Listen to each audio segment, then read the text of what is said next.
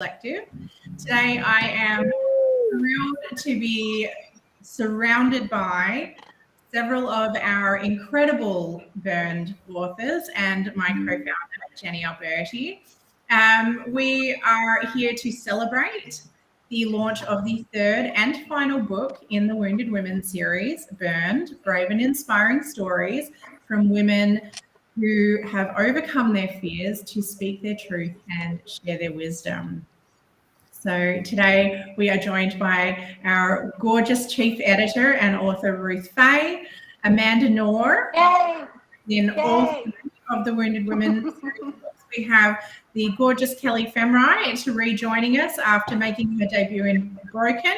We have the lovely Lindsay Joy, who has bookended the series, starting with Betrayed and then coming back for Burned. We have Carolyn Parker, who is making her debut with the Women Writing Intentionally Collective, but she is not a first-time author. This is what, your fourth book now, Carolyn, in total, including your solo book? Fifth, I think. So, and then we have the beautiful Laura Rininkowski, who has come back to join us for the final book in the Wounded Women series, having made her debut in Jenny's debut book, Quiet and Badass, through Introvert She Wrote Publishing. So, welcome, ladies. We are so excited to have each and every one of you here with us today. We are so thrilled to be finally releasing Burned out into the world. So how does it feel for you guys? Amazing. Feels great. This is nice. It's like, oh, we're completing the series. Yeah. It's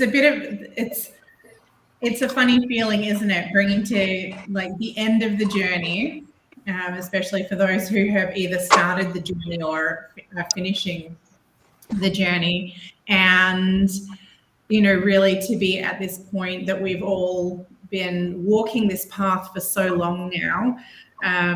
Jenny and I actually started the Wounded Women series, the concept of the Wounded Women series, in mid-2022, and here we are now in January 2024, and so it's been a long road, a long path, with lots of twists and turns, and I know that each of you in your chapters has, unwrapped and dived deep into your own experiences and journeys. And I would love for each and every one of you. So we'll start with Ruth. We'll just go along the top. So Ruth, Amanda, then Kelly, Lindsay, Carolyn, Laura, and then Jan, to maybe share a little bit about what the journey has been like for you since making the decision to join Wounded Women, and no matter when or where you joined, but what the actual journey has been like for you. Cool. Good question. The honest choice. For me, it has been a unexpected journey, and I was like, yeah, cool, I'll do this. This is great. This is the stuff I want to write about. This is stuff I want to talk about. It's all the things I'm exploring personally, and it's what I help everyone with in my business. And like, this will be a breeze. And it has probably been, it has been one of the most difficult years, I'm going to say. It's a bit over a year, but roughly a year. Ironically, because so much of it is about speaking our truth and tackling those systems and everything that is in place within our society that does make life difficult as a woman.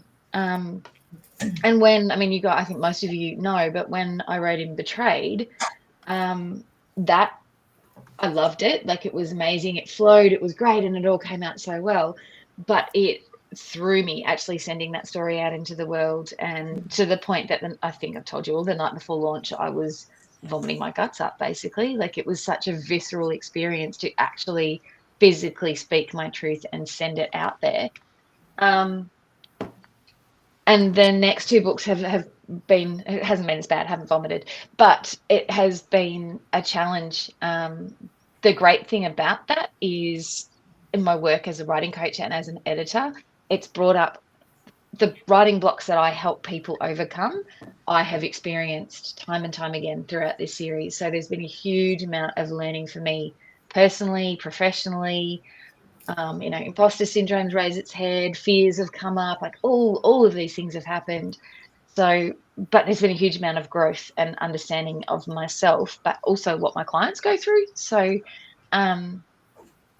yeah, it's been an interesting journey. I'm in such a privileged space in that I am able to read all the stories early as an editor, and I'm able to work with you all on finding the right words or the right way to tell your story, and what I call sprinkling magic on it, which is it's a co-creative magic. It's not just me editing, it's editing with you. It's you guys coming in and going, I want to say this differently, but I'm not sure how, or I can't tell the story, help me with it. And that is such an honor and a blessing to be part of that. So I would like to thank all of you for your trust as well. And I guess more than anything, I hope that the people that all three books reach and resonate with, whoever's story, resonates most or means something to them or they see themselves in. I really do hope that we are making change, and by speaking up, we are. So rock on. Love it. Amanda, what's your journey with Women Who Like? So I was not like going to be in Burned, and then I was like, but then like to be in all three, like, I don't know, it was like a weird thing. So we got done with Broken, and I had put a poem in there that had just was amazing. I was sitting next to my husband, and I have a real life story that I literally saw someone, like, I would say the attempt of burning, because she's risen above beyond everything that ever happened. So I let the muse strike. I wrote a poem. It was awesome. I just enjoyed the process, and I sent it to Tracy, and then just kind of like nothing. And then she comes back with, no, we want you in the book.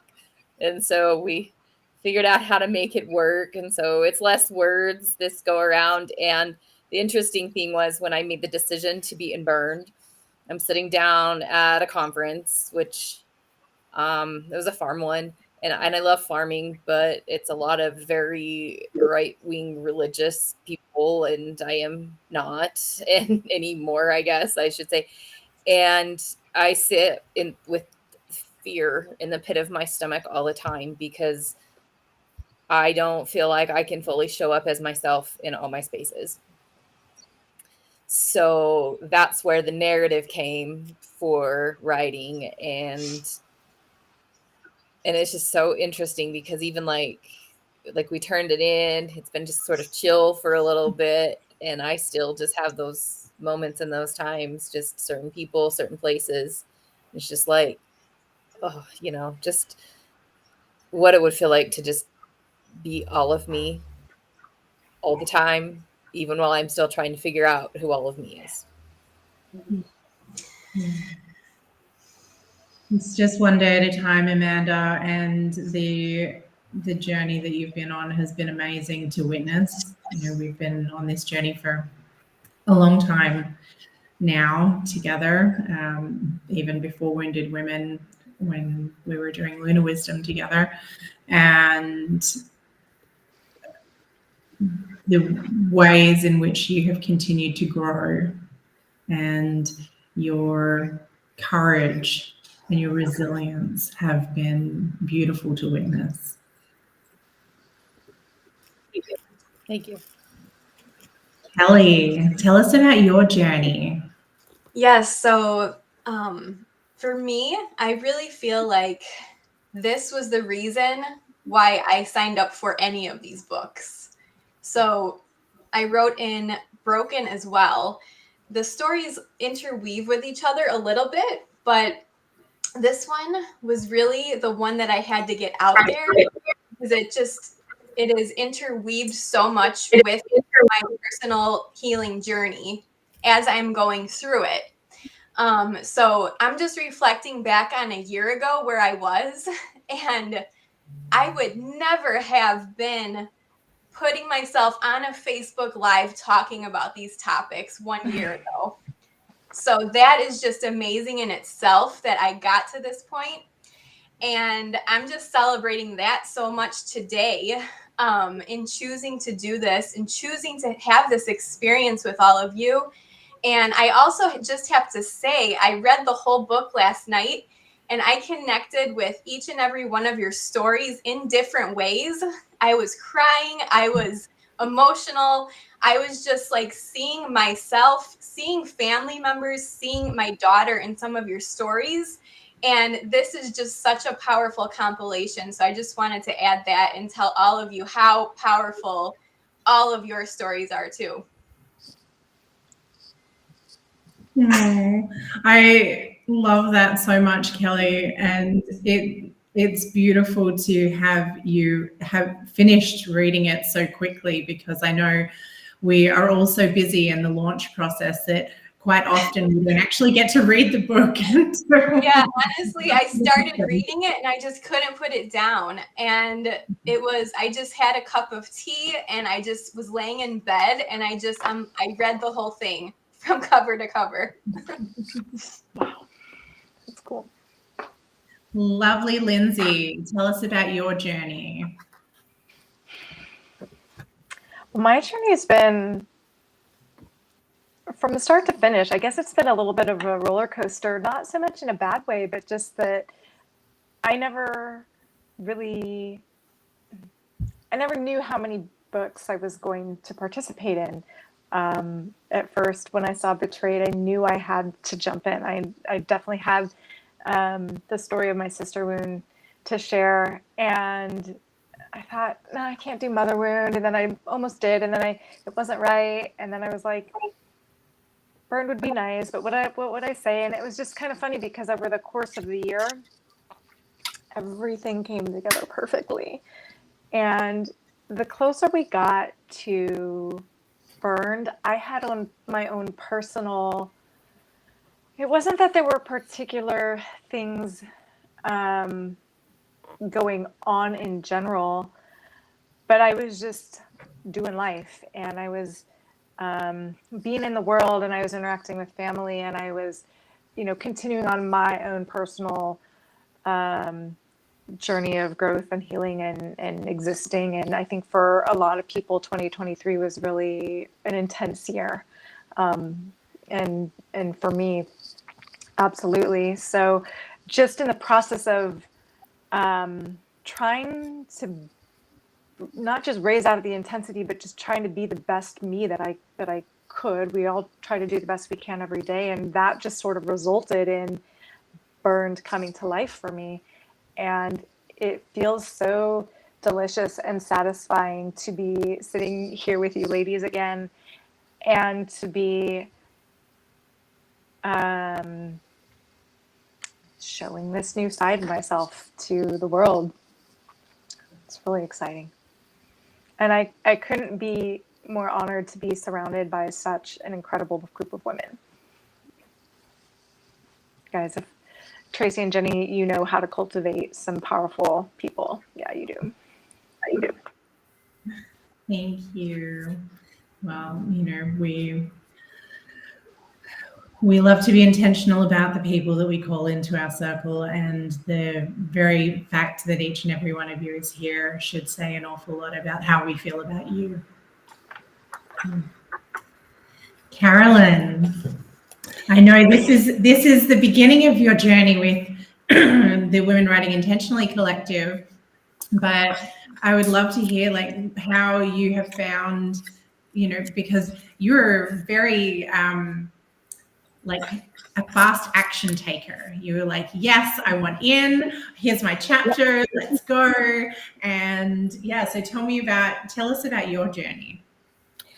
Well, firstly, it's lovely to be here. And can you hear me okay? Yes, we can. Yeah, I haven't been on this before. So yes, it's lovely to actually see your faces. And I guess because I jumped in last, I didn't have time to overthink it. It was very much a case. I remember asking a question in the chat group saying, when does my chapter need to be in? And the answer was, as soon as possible. So I thought, whoa, okay then. So I think I signed up on something like the Thursday, wrote it on the Saturday, Sunday, gave it a quick tweak and sent it off. So because I didn't have time to keep going over and over and over it, I think that was actually really helpful. It really got the mind focused. And I know Tracy from quite a while back. Tracy used to be my coach at one point, and we've done a lot of my healing journey. I've done a lot of my healing journey with her before I was doing any writing to start with.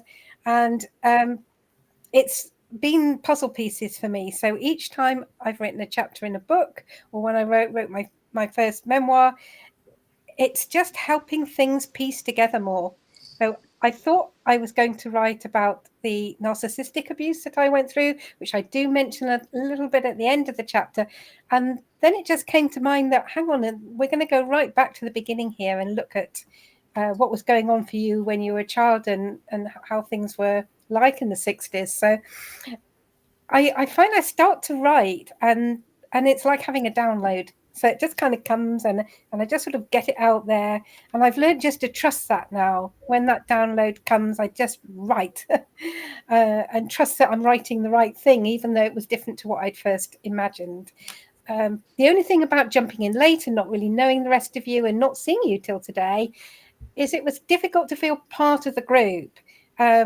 Just because I hadn't had time to sort of walk alongside you. But so it's nice to see you all tonight. And the last few days we've been jumping in each other's Facebook posts and things and seeing you. And I'm just really, really pleased to be here.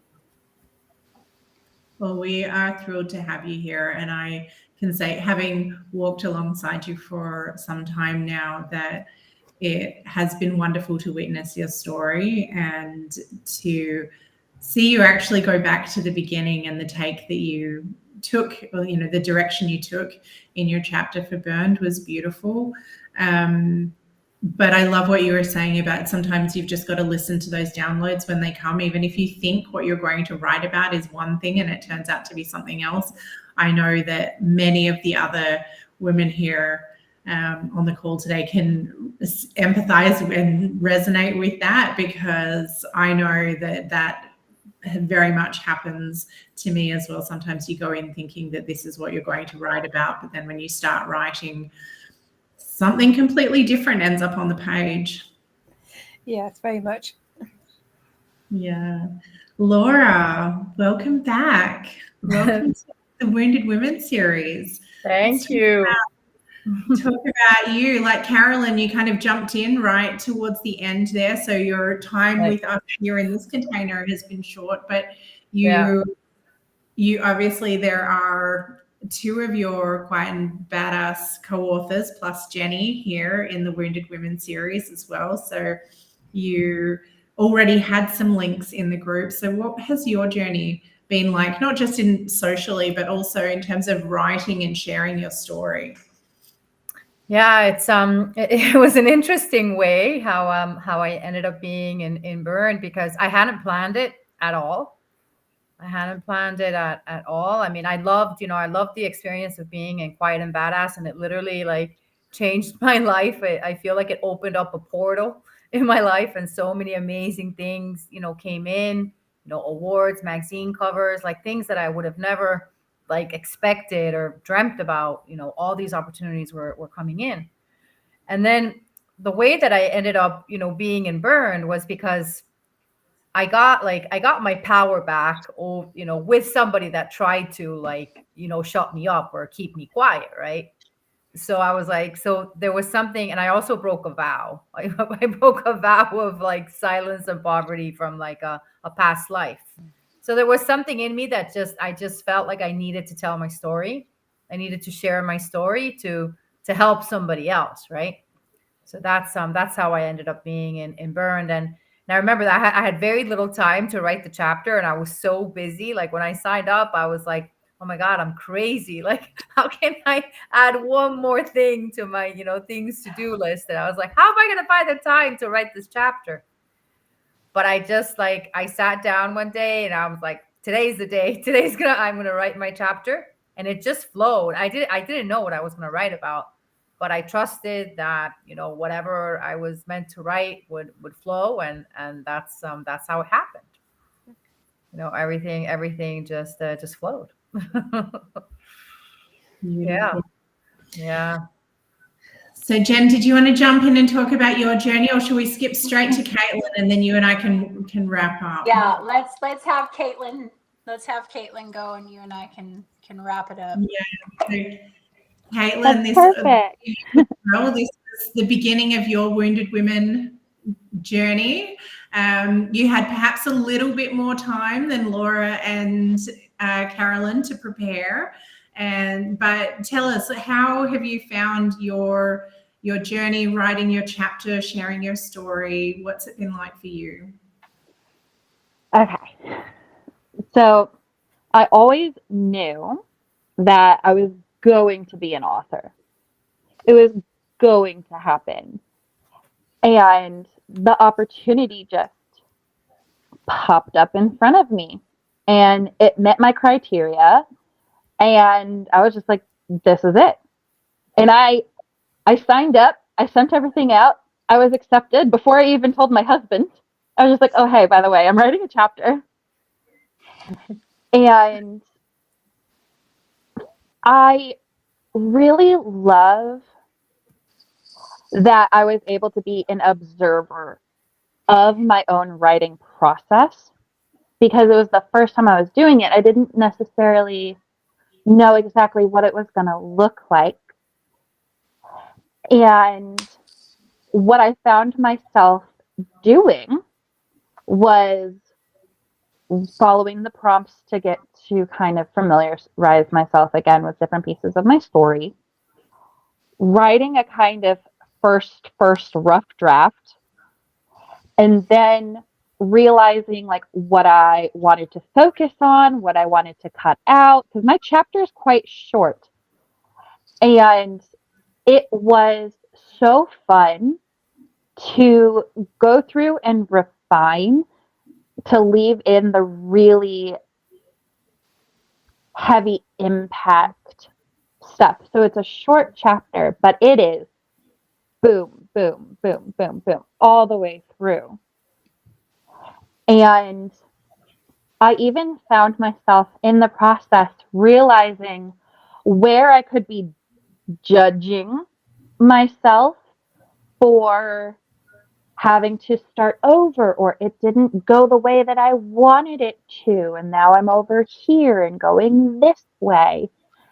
And with all of the work that I have done, from what I reveal in my story, but also from other aspects of my life, I was able to sit there and be like, I could have judged myself, but this is just what the writing process looks like for me.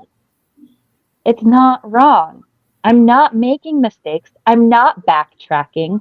This is the process, and I'm doing it great and well, and I loved every bit of it. I love that so much. I think exactly what you said. You're not doing it wrong. The way that you're doing it is your process. That's so perfect. And I can see everybody else was loving that as well. So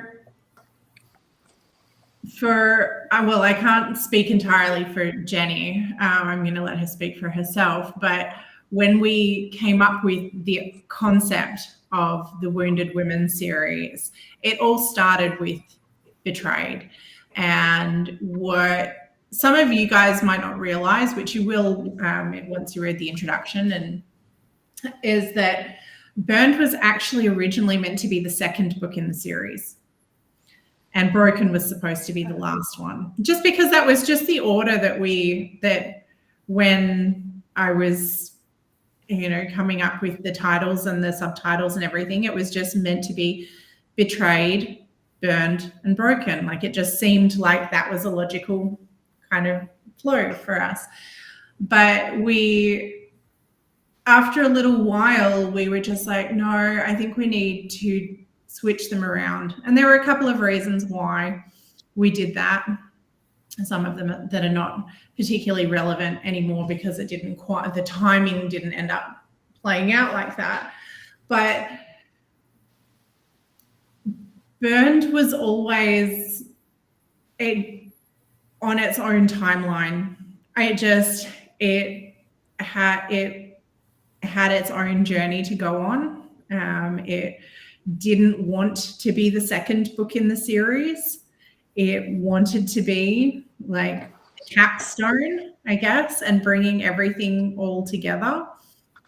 And in terms of the journey that each and every one of us has been on throughout the series, I know for my own personal journey as well, that it really couldn't have played out any other way. Like it needed to be like this. And somebody else, I think it was Lindsay, said that it's been a bit of a roller coaster, right? The journey, the path of the wounded women has been a roller coaster.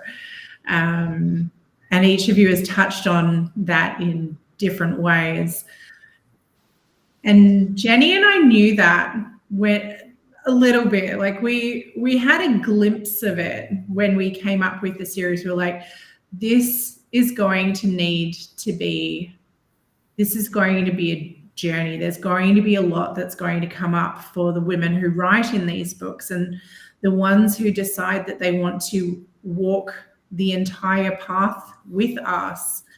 We need to put things in place to facilitate and support that. And that was one of the reasons that we had Talisha coming in and doing the sister circles as well, so that we could do some of that release and healing work. And we will be coordinating with Talisha to do another release circle now post Burned coming out. Would be a good time. You know, Christmas year kind of made that a bit difficult with people being away and doing different bits and pieces. But we really wanted to be able to provide that support and that structure for each of you guys and for ourselves as well, because we knew that it was going to be a rocky road.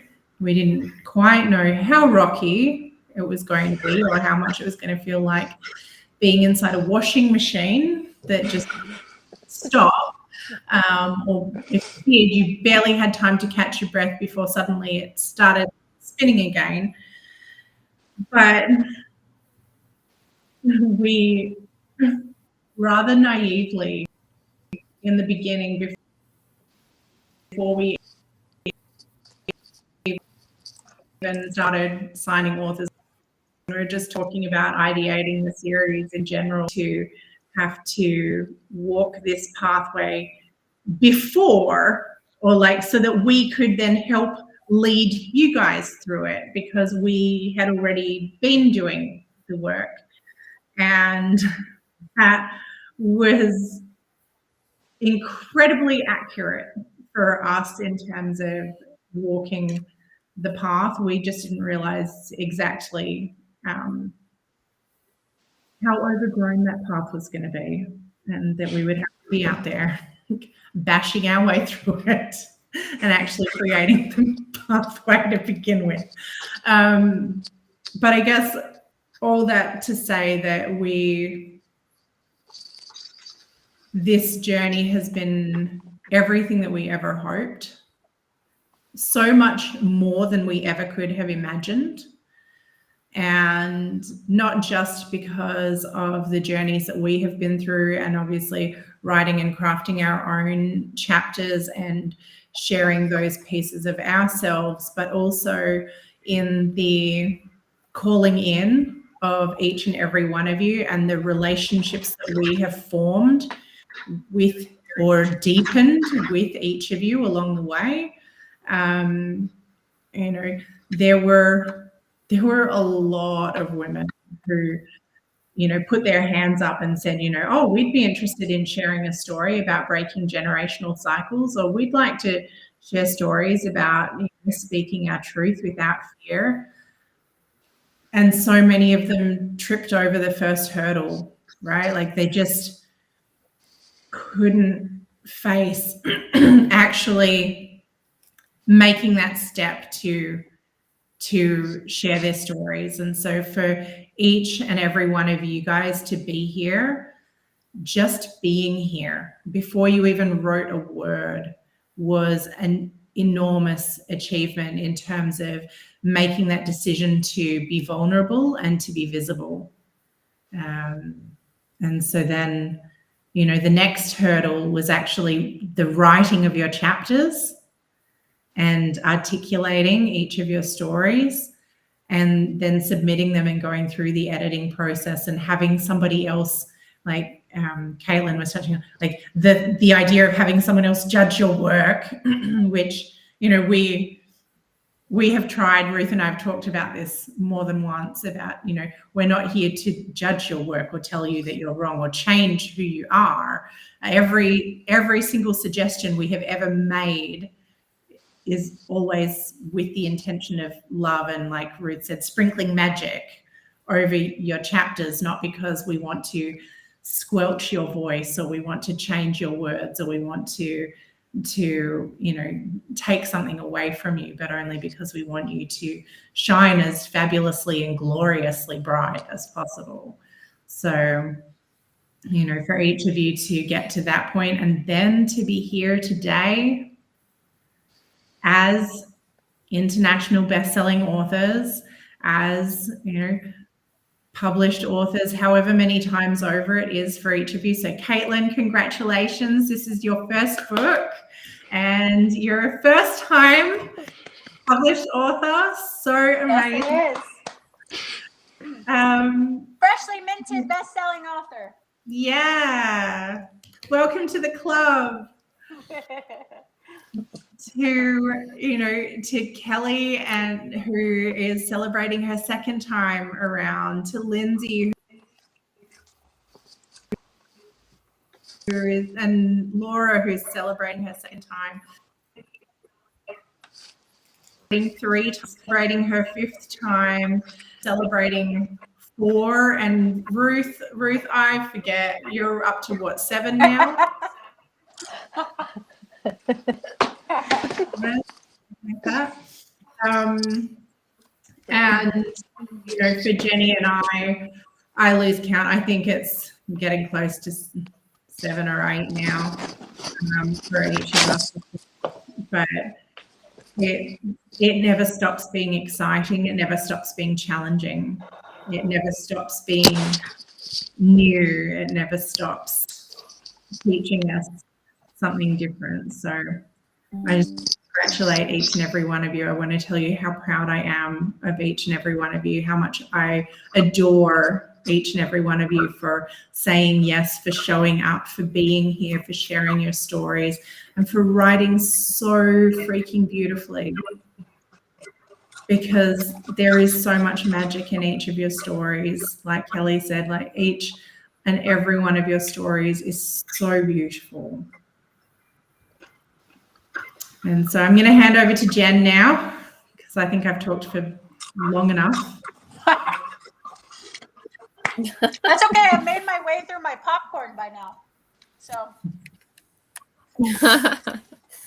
Holy shit, you guys. Like, congratulations, first of all, because I have to just say the energy of this book is so incredible.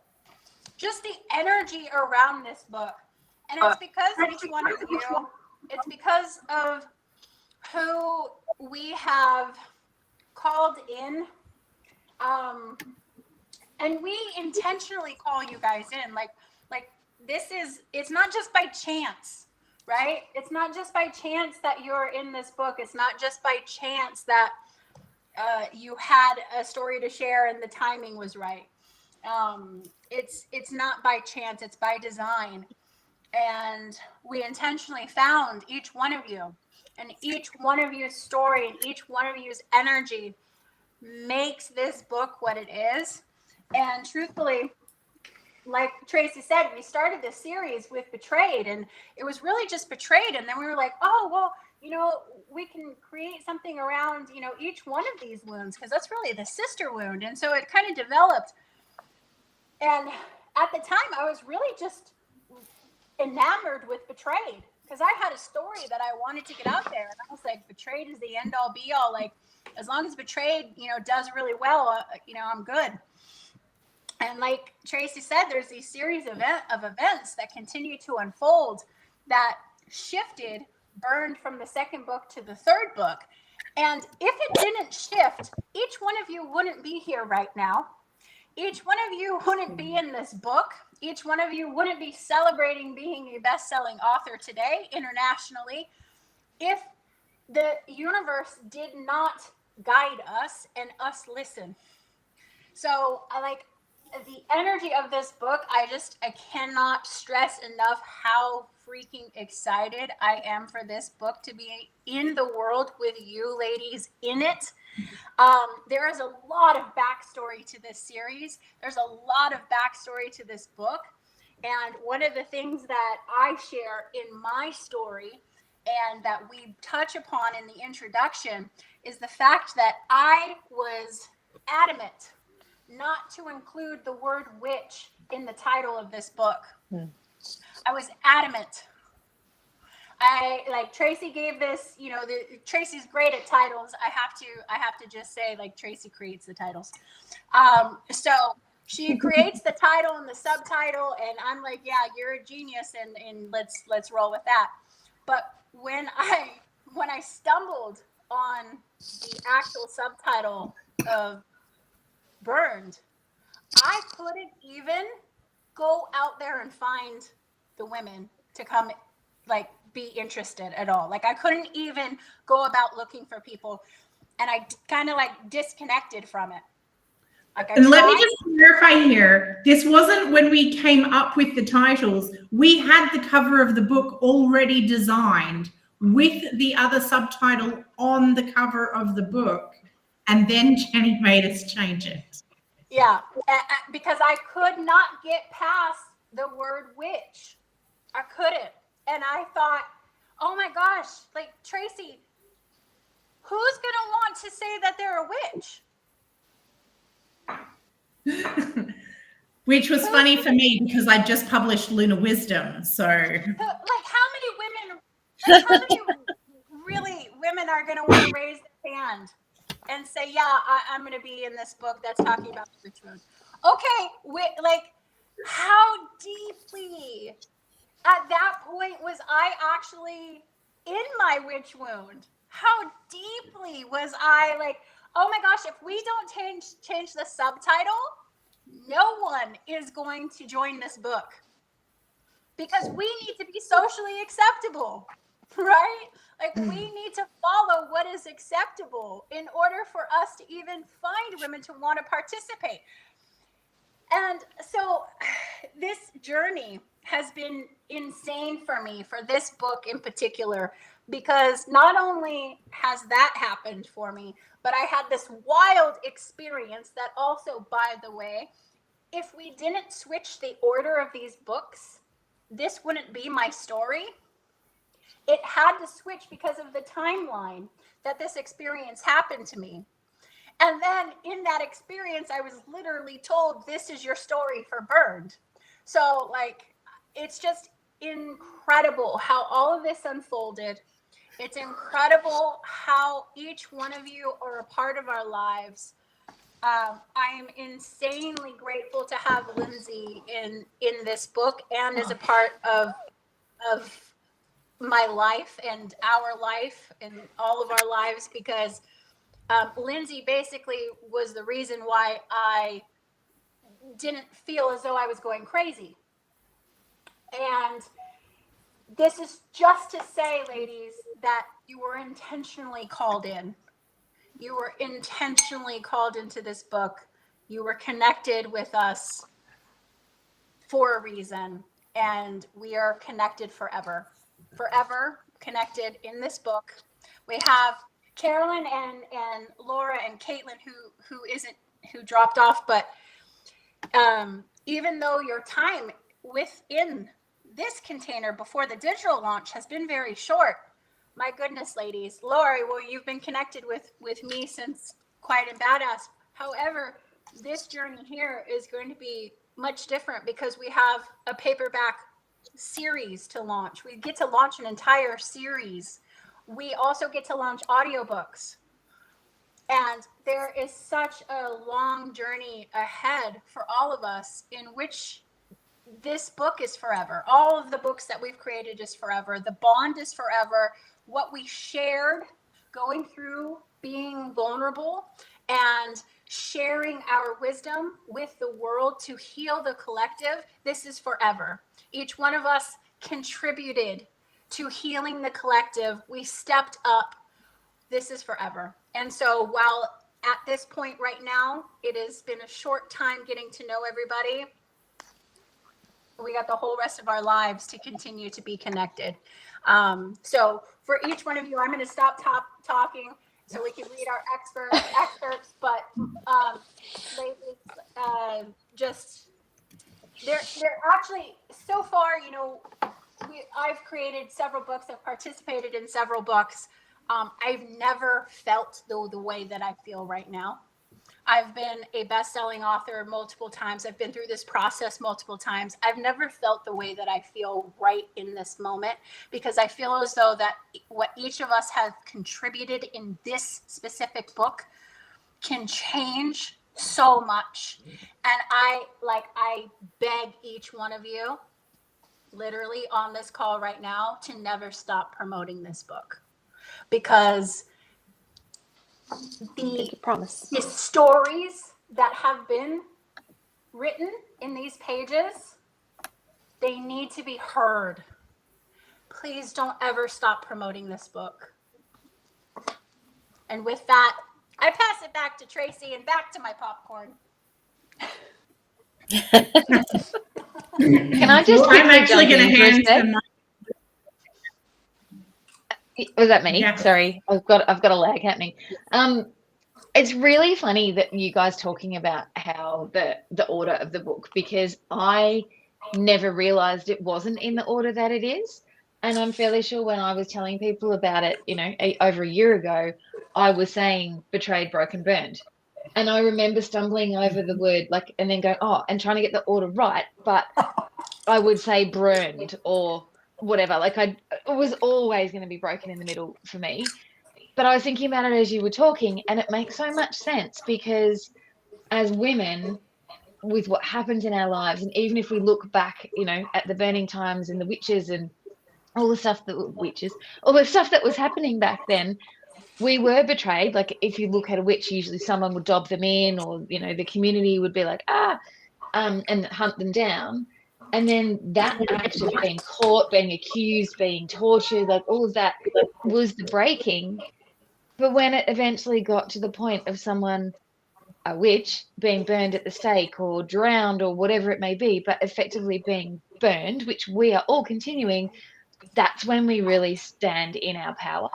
So to me, it makes complete sense that that's the process, because particularly from my privileged position as one of the editors of the book, I've seen you all go through that process through the writing as well. Sometimes the writing, absolutely, there is a betrayal that occurs in some way, which is why we're writing. Then we break as writers when we're doing it. You know, there's tears, there's healing, there's vomiting, there's all these things that we're going through. There's self-doubt. There's what the hell are we doing? I can't do this. I'm not doing this anymore. And then it comes to that point when we stand in our power, and that, whether that burning is, you know, a destruction and a rising, whether it is a burning with belief, whatever that may be, it seems to me to make complete sense that burned is at the end of this series.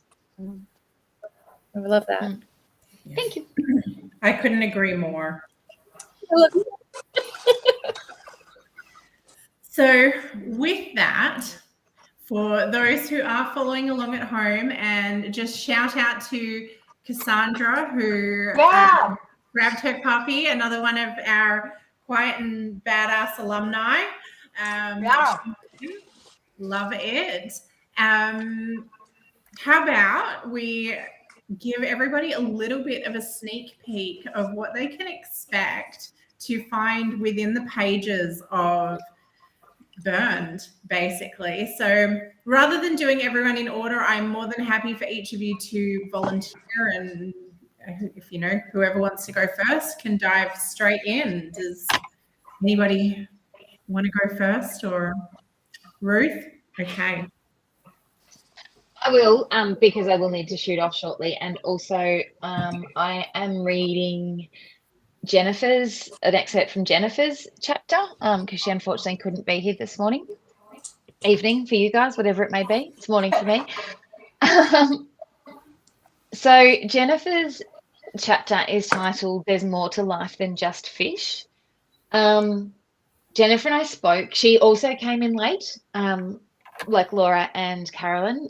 Not that it's late, it's perfect timing, but she came in towards the end of the actual process. So she also didn't kind of know anyone and was really stepping into it, but she had this burning story that she needed to tell. But like all of us, it was easy in one way in that the words came out, but it was difficult in another way. So I feel very privileged to be reading her excerpt. This is actually towards the end of her chapter. And her fish story is quite funny, but yeah. Anyway, I'll just read it. Okay, so there's more to life than just fish. I feel like one of those commercials that shares a ton of information and still says, but wait, there's more. For now, my continued story of love, loss, death, broken, betrayed, and burned will have to wait for another day, another podcast, chapter, book, or story around the fire with my sisterhood of women who, after being beaten down by life, continue to thrive beyond all expectations. I see you, dear one, and you are not alone. Together we indeed rise, even when we crawl through the glass time after time. So I will wrap up with the fish story. I stood there in line with my friends, and one of the menu choices was fish and more. I turned to my friend Nancy and said, I think I'll get that because there has to be more to life than just fish. The girl I was is the one I seek now, and I will pick up where she left off. Before the haze of grief, bad choices, and survival mode, there was a young woman who saw glimpses of possibility through the veil of heartbreak. The young woman who wanted to grab the bad backpack, head to Ireland, and see where the road would take her. The young woman who was free-spirited, untamed, and unconventional. The young woman who saw creativity and profound meaning in the most mundane of places. The woman I was before buying into society and being burned even more by ticking the boxes of school, career, marriage, house, kids, death. Let's see where this road goes. After all, there's more to this life than just fish. Thank I you. love that. So beautiful. It's a shame Jennifer couldn't be here with us today, but such beautiful words. And Jen, if you're watching the replay or if you're following along at home, thank you.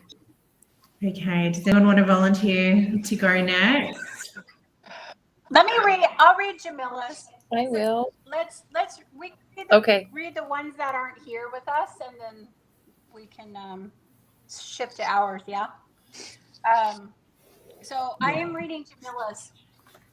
Also came very towards the end of the whole process, and I had known Jamila through actually her incredible Facebook group for introverts, and her and I had quite Terry. Welcome. Hello. Hello. And Jamila and I had quite a connection on that level. So I'm honored to be able to read her chapter. So her excerpt is Defying Gravity. So in the musical Wicked, Elphaba found power through her own outsider status. Her popular song, Defying Gravity, is all about feeling scared of losing love and being rejected. And because of that fear, keeping yourself small. Years of being a social outcast have formed Elphaba's low self-esteem, but later on she decides that enough is enough, and she is now willing to be wicked and embody being the outcast, if it means she can do good in the world. Do you think it's funny that her name is the Wicked Witch of the West? Witch wound, anyone?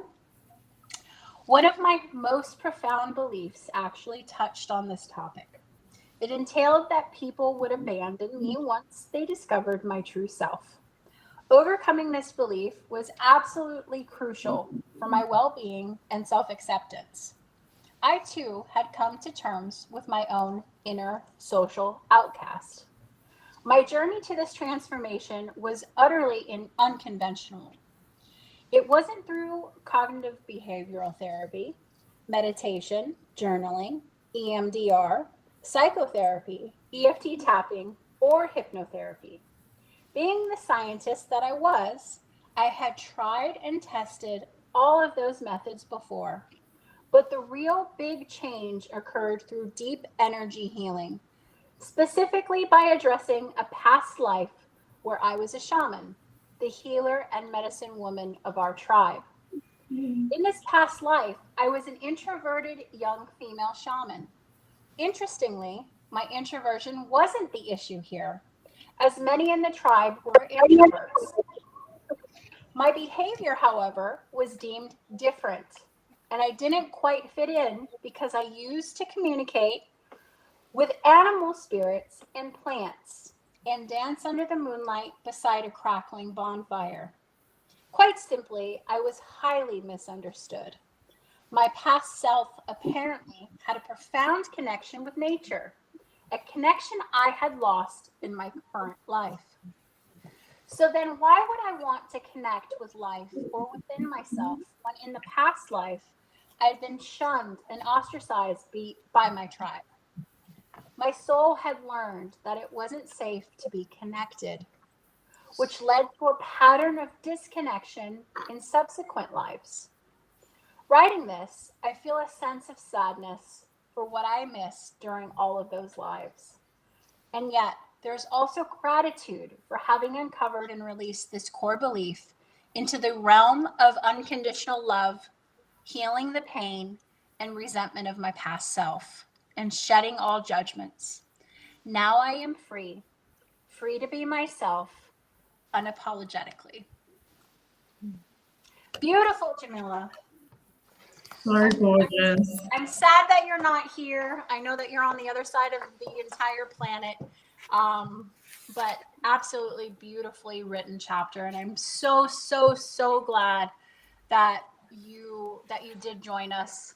And I'm glad that, you know, we were talking about Quiet and Badass actually, and the timing for that just didn't work. But one of Tracy's all-time best quotes that I'm going to quote is that what is for you shall not pass you. And Jamila's opportunity to write with us, while it wasn't at that time, the opportunity was still here and it didn't pass her. So Jamila, I'm honored to have read your chapter and so glad that you're with us. So whoever is next, who wants to go next? I think Amanda had her hand up. Yeah, let's do it, Amanda. So mine is short and it's a poem. So no spoilers, but I figured I would spill the tea. Spill it, girl. Because a lot of times you read poetry and you're like, well, where did that come from, right? And speaking is scary for me. Well, speaking about this is scary for me. So the poem, though, for me, it was a catalyst. So in the church that I was raised in, they have a practice where they kick people out if they don't align with whatever the top leadership wants, says, or does, right? So in the 1970s, they were publicly kicking out the feminists.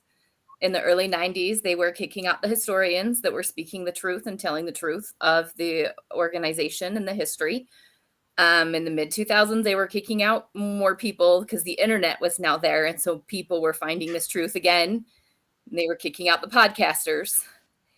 And in the 2020s, they started throwing out and kicking out the therapists who were helping people deal with the damage and the pain, which I wrote about in Betrayed. And it was the summer of July of 21.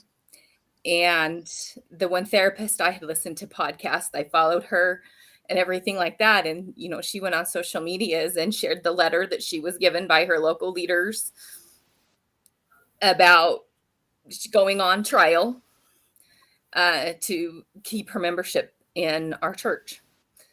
And what was said against her was not true. She was accused of saying things she didn't say, but she was advocating for best practices because our church does have a therapy services arm, right? But it's not really like ethical. You have to sign a paper if you get help saying that they can talk to your bishop about you, like just different things. So she was calling out unethical practices and advocating, especially for like the LGBTQ youth who were killing themselves because of teachings. And I even wrote a letter, and a lot of therapists wrote letters. Anyways, they kicked her out anyway. And that was the moment for me, even though I had already been studying Divine Feminine and starting my journey, that was the moment where I was like, if they don't want women like her, they don't want women like me, and I don't need to be here anymore. And that's where that poem that came from, Burning with Words, because the he said, she said, but she's the one that had, I you know, it's like, if you knew, you knew, but if you want to live in your echo chamber and follow the program, then you can, or you can step out and see the truth.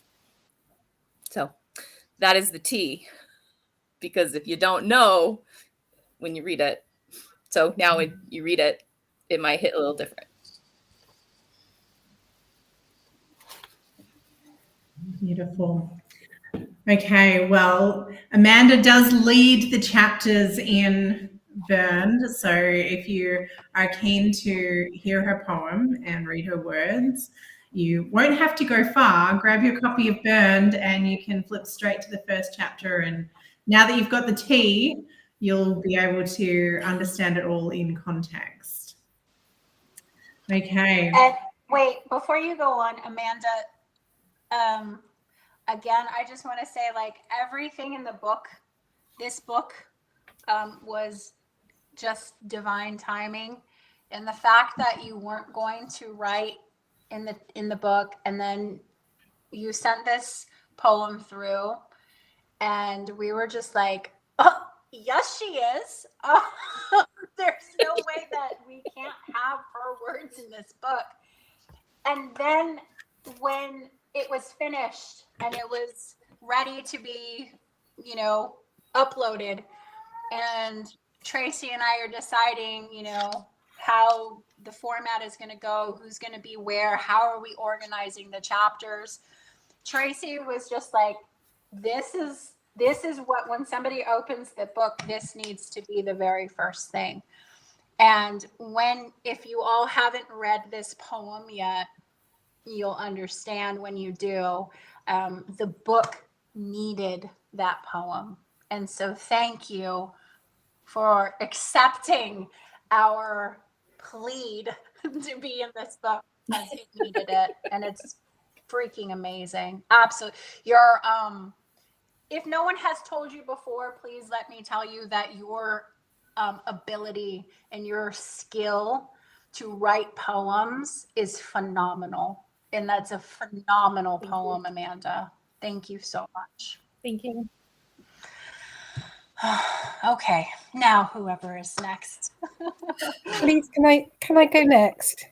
Yes, Marilyn, of course you may. There's a reason why I'd like to go next, and that is, Amanda, when you were reading and I was looking at you on the screen, there was a white halo right the way around you, like a bubble of protection.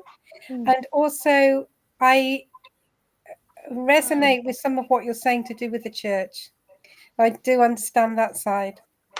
So my chapter is called Coded for Silence, Destined to Speak. And it starts when I was very young. And I'm going to read part of the first page. I've got mine printed out. And then I'd like to show an oracle card that I pulled just before I came on. They say a child absorbs everything it hears, sees, or experiences without question up to the age of 7, accepting it as normal. My normal was to be unwanted by some who saw my very existence as a threat that needed to be extinguished, yet I survived. My normal was to absorb my mother's embarrassment, shame, and stress arising from her fear of being found out by her parents and employer. My normal was the need to stay hidden, for to hide was to be safe, allowing my mother to avoid others' condescending looks and faces filled with judgment for as long as possible. My normal was to be considered an object of pity, rejected, and thought of as a product of sin, a devil's child, some said. My normal was to be surrounded by a ring of compressed trauma, imperceptible to the naked eye of my longed-for playmates, who were repelled by its negative energy field, which I unknowingly projected throughout my childhood and into the later years of adulthood. These inbuilt values and beliefs were encoded into the fabric of my being from conception, determining, I believe, the way I thought about myself and behaved from my earliest of days. I continue and finish that section called My Conditioning Was Complete. I was coded for silence. And just before we came on tonight, I decided to pull an oracle card, and it's from a lovely deck, Rebecca Campbell's Work for Light, and it's actually transformation. And I won't read the whole meaning that goes with it, but it talked about this last year having transformed so much, and that inner transformation's carrying on. So really powerful. I love that you drew your card from your Work Your Light Oracle, Carolyn. Thank you, Tracy. That was a gift from you, I believe. It was a birthday present, I believe. Yeah, I use them a lot. Absolutely beautiful. Now, we've had some comments come through. Unfortunately, it's not showing us all of who the comments are from, but it didn't show properly, but I just wanted to read this out. One of the review team, actually, and I do know who this person is. This is our beautiful Barbara Campbell, even though the comments don't show exactly who it is. Said her review starts, it's just gone up onto Amazon. Did you ever open to the first page of a book, read the first sentence, and shudder wondering if someone had reached into your mind and pulled your thoughts out and put them on paper? That is how the words in the poem by Amanda Knorr made me squirm and then lifted me up to fight another day. So, very timely. Thank you. And thank you, Barbara, for your beautiful words. For Yes. each of the authors, you will have to go and check Barbara's review on Amazon. She has written a lovely comment about each and every single one of your chapters. So if you want to feel very seen, Barbara has left a little gift for each and every one of you. Yeah. Tracy, I just want to interject real quick. I think that I said this before in a different launch, on a different launch party. But sometimes when we all decide that we want to participate in something, it's initiated by some sort of, forgive the word, but a selfish reason. Like, we have a story to tell. We want to become a best-selling author. It was our dream to always write a book, right? It's something initiated that is so selfish, right? But what it turns into is something like what Amanda's poem has done for Barbara, and what each of our stories have done and will continue to do for as long as we continue to promote this, which is why my plea earlier to never stop promoting it is so important, is that although we all joined possibly for some sort of selfish, again, forgive the term, selfish reason, it is impacting people in ways that we can never imagine. And there is a ripple effect that we will never see. And I just want to say that always follow that little nudge that you feel inside that says, I should participate or I should do this, because you are being asked to by a power higher than we are aware of. So please follow that whenever you feel it. So thank you, Amanda, because these are this poem obviously is already connecting with people. And as the more reviews come in, and even if we can't see those reviews, we'll never know. But just have, you know, an understanding that our stories, each one of these stories, each one of you on the call, everyone that is in the book that is not on the call, these stories are healing. These stories are inspirational. And there was a reason that they needed to be told. So I just wanted to say, sometimes it may feel as though that it's selfish. Sometimes it costs money, right? Each one of you paid to participate, to have these words printed. But my goodness, the impact that it's going to make for the rest of our lives and beyond. So, all right. I'll get off my soapbox. Back to you, Tracy. So does anyone want to go next, or I don't mind? Kelly, great. I can go next. I have a school bus drop off coming soon. So I'm sharing a story from my adolescence. And so this was around the time of 12 to 13 years old, just for a little context. So sometime around the 7th grade in the Catholic Church, we went through a sacramental initiation. This was called the first confirmation or reconciliation, in which we went to church, stepped into a confessional booth, and confessed our quote-unquote sins to a Catholic priest. After going through that particular sacrament in the 7th grade, I continued to do this mindlessly without even really thinking about its purpose or intent. I guess I was much like any 12-year-old who is told to do something by their parents just because that's how it's always been done.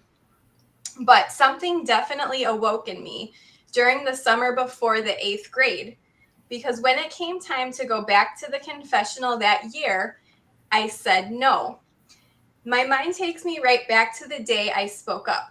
I was standing in the church as my teacher, who had been in her career at this school for 30 plus years, approached to tell me it was my turn to go to the confessional to quote unquote confess my sins.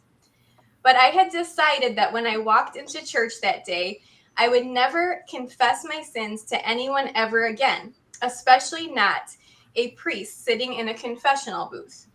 My 13-year-old self had her mind made up. My convictions were strong and no one was talking me out of them.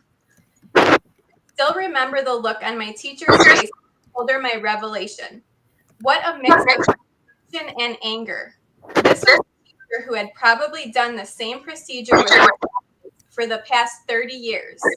So a 13-year-old kid telling her no wasn't something she dealt with often, maybe never.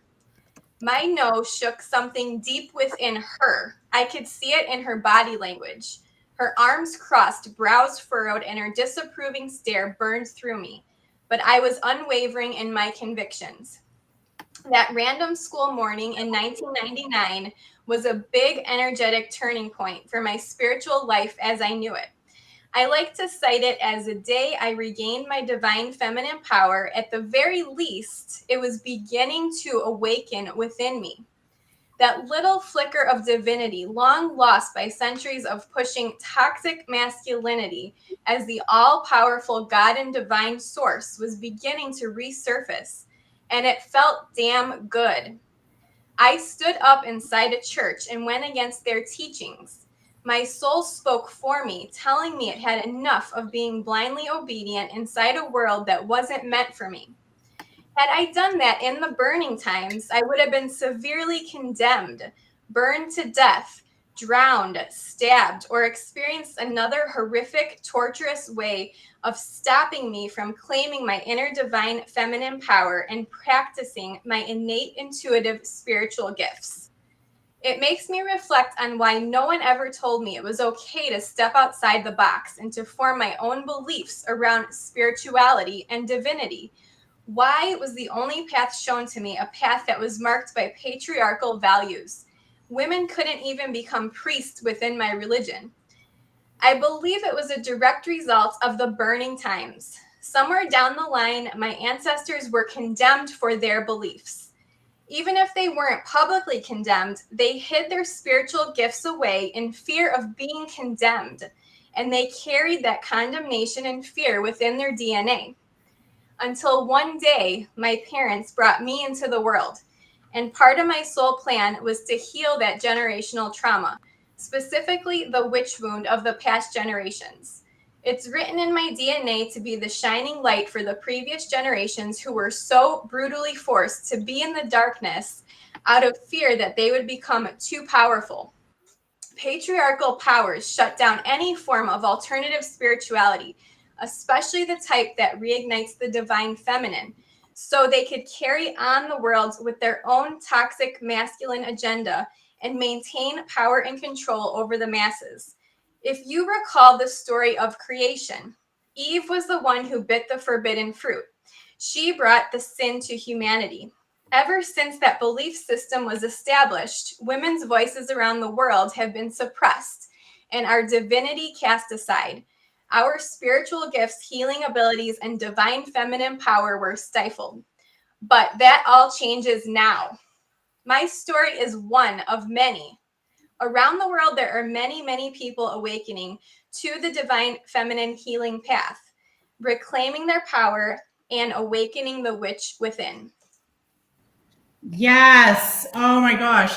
So, Kelly, I love everything about your chapter. And it's funny because I was listening to something else the other day where it was talking about that exact same thing about how Eve was the original sin, but she was punished because she dared to ask for knowledge. She dared to want to know things for herself rather than just trusting in blind faith what she was told by someone else. And that is the story that keeps repeating for women over and over and over, that when we seek knowledge and power, we are penalized and punished for that. And exactly what you just said, it stops here. It stops now. We're not here for it anymore. Absolutely. Yeah. And this whole process has, again, my whole journey has really been, it was initiated when I had my daughter, because looking at how I want her to be in the world and I don't want these things to happen to her, and I want her to be in her power and be sovereign, and I want a different experience for her, right? So just looking at this whole or thinking about this whole process like that I've been through in writing this book and everything that I've healed so far, it is just such a powerful realization to think about like who this is impacting and how many of our kids, how many of the future generations this is going to impact as we amplify these, right? Absolutely. And exactly what you said, having my daughter, who it will be turning 16 soon, also changed a lot for me as well, like made me look back on my past experiences and the things I had been through that I didn't want her to ever have to experience as well. And I know that for many women, and whether you have children of your own or not, whether you have nieces, whether you have goddaughters, whether you have friends, kids, or things like that, or you're in a position where you teach other, younger generations or whatever, that there is this pull for so many of us that we just need to shift the paradigm now. And that is very much what this book was about, what the intention for this and for Broken as well was, breaking those ancestral chains and those generational cycles. But yeah, this speaking our truth and speaking up. And what everyone else watching can't see is that in the author chat here, there's so much support for everything that you just said, Kelly, about your story and about the relationship with God or the divine, and the need to confess our sins, and the way that it has been used as a weapon against women for a really long time. Okay, who would love to go next? Who's got something that they I'll go next if it's okay. Yeah. Thanks. Wow, Kelly, your story, wow. Really really amazing and really powerful, and I feel that it's connected to my story, because the person who tried to silence me and keep me quiet is a very religious person, and this goes back lifetimes. This is a repeating pattern of lifetimes. So wow, that really hit close to home, even though I didn't grow up religious. I'm very spiritual, and my parents never forced anything on me. But then this particular person was really trying to keep me quiet, and very religious as well.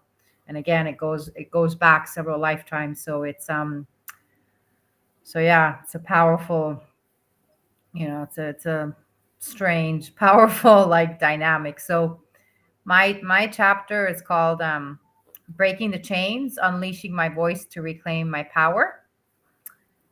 And then the part that I'm going to read is the subtitle is A Love That Pushes You to Your Limits and Beyond.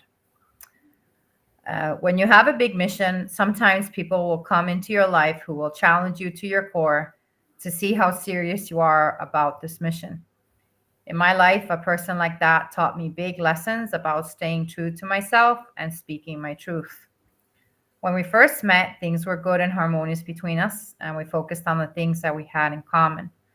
After a few months, things started to change, and he started saying negative things to me. At first, it was subtle, and then it became blatant. The change was gradual and significant at the same time, and I began to notice that it coincided with me getting more visibility and acknowledgement.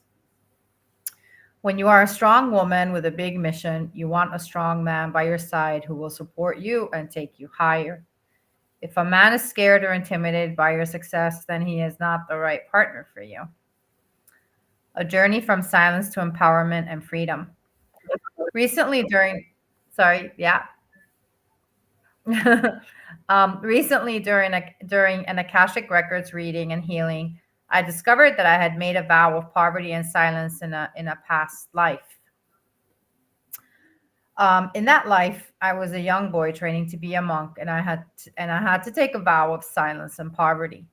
A vow of silence works when you're training to be a monk, but not when you're an international transformational life and relationship coach with a big mission to help people.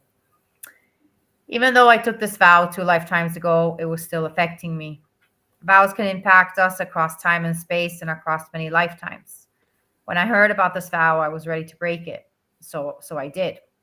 It felt very powerful and cathartic to break this vow and to make space for a new stage of my life full of expression and abundance in all ways. I feel like I am doing all the talking in this life that I did not do in that life. In the past year, I have become a best-selling author, received 6 awards, and appeared on 4 magazine covers. So I am very visible now, which confirms that the vow has definitely been broken. So that's my excerpt. It has definitely been broken. Yeah. I like that, Laura. Oh my goodness. Yes, that's fantastic. Yeah. Wonderful. Thank you. Okay, so Caitlin has had to leave early, but she sent through an excerpt that she would like written out or read out. So I'm going to just quickly do that one, and then we can carry on.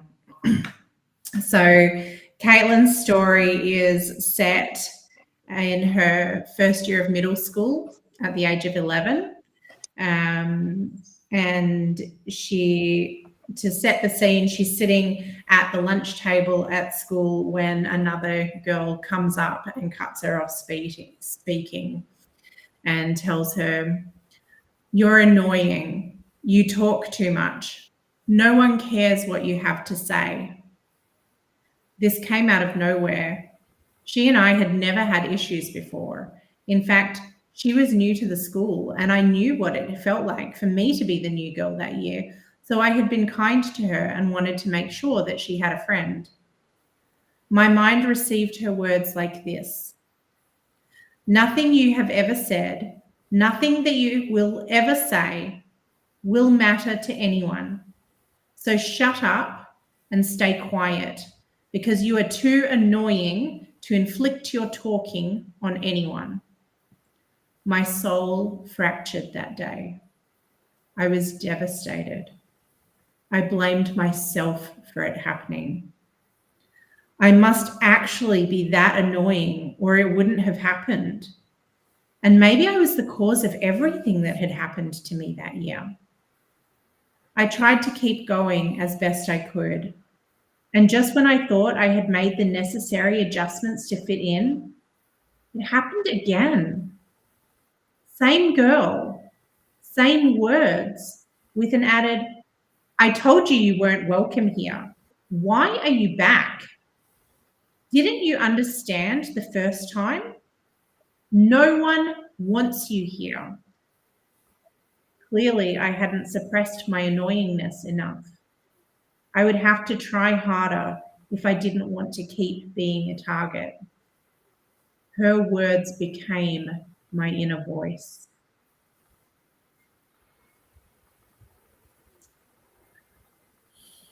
And that is absolutely devastating.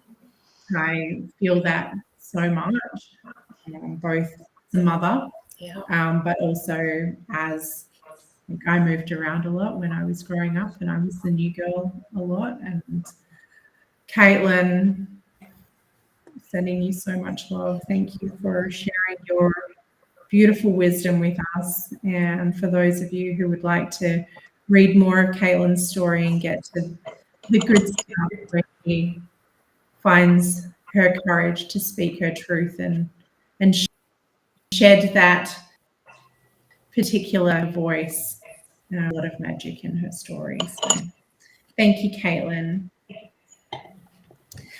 Now, who would like to go next?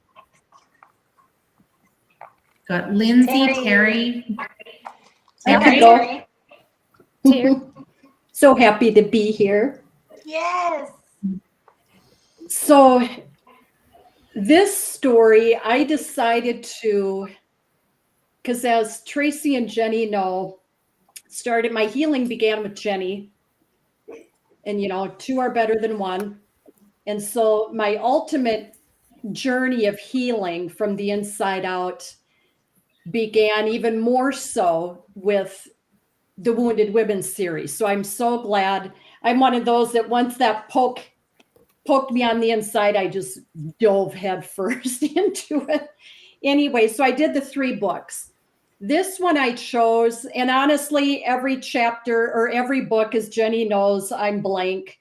And so it just begins however it begins.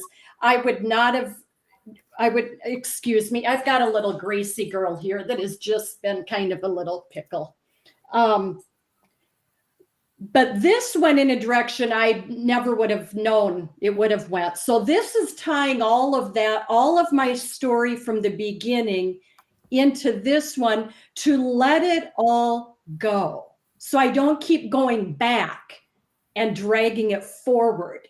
Because then I'm wondering, well, how am I healing if I think each book I write in and my story, I'm always going back and then forward. So this is where that came from.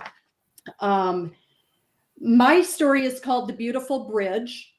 And I'm going to read from the subtitle, the portion of the chapter on that I labeled To Burn or Not to Burn the Bridge. And so burning bridges is often used to describe the act of intentionally cutting off relationships with people or opportunities. It means to destroy one's path, reputation, connections, and opportunities. The phrase is particularly used when someone intentionally cuts off these relationships. And I have to ask myself, is it really all that bad if I burn my bridge? We have to guard ourselves against who are not for us. If people aren't for you, they are against you. People cannot love and hate you at the same time. That is not how this realm works. It is one or the other. Again, I need to really ask myself to burn or not to burn the bridge. So let's explore further. Burn bridges, the meaning. The idiomatic phrase burn bridges means the inability to revert to an early state or position. In other words, burning your bridges implies being forced to continue with a specific course of action with no point of return or the provision to reinstate the original. Why would I want this is where I was going to begin the book. The listeners and the readers need to go back to our books and read our stories forward. Because why would I want toxic people to have a point of return or give them an opportunity to reinstate their life back into mine? They burned their own bridge. I, in all my faith in Heavenly Spirit, continue to keep the door to my bridge open. Really? Why would I want more abuse? I was continuing to walk in God's purpose for my life. Walk in peace, to love and serve God's people. I made a direct vow. I do not have to act the way other people act. I do not have to treat people the way they treat me. Besides relationships, other things that can have their bridges burnt include path, reputation, connections, and opportunities.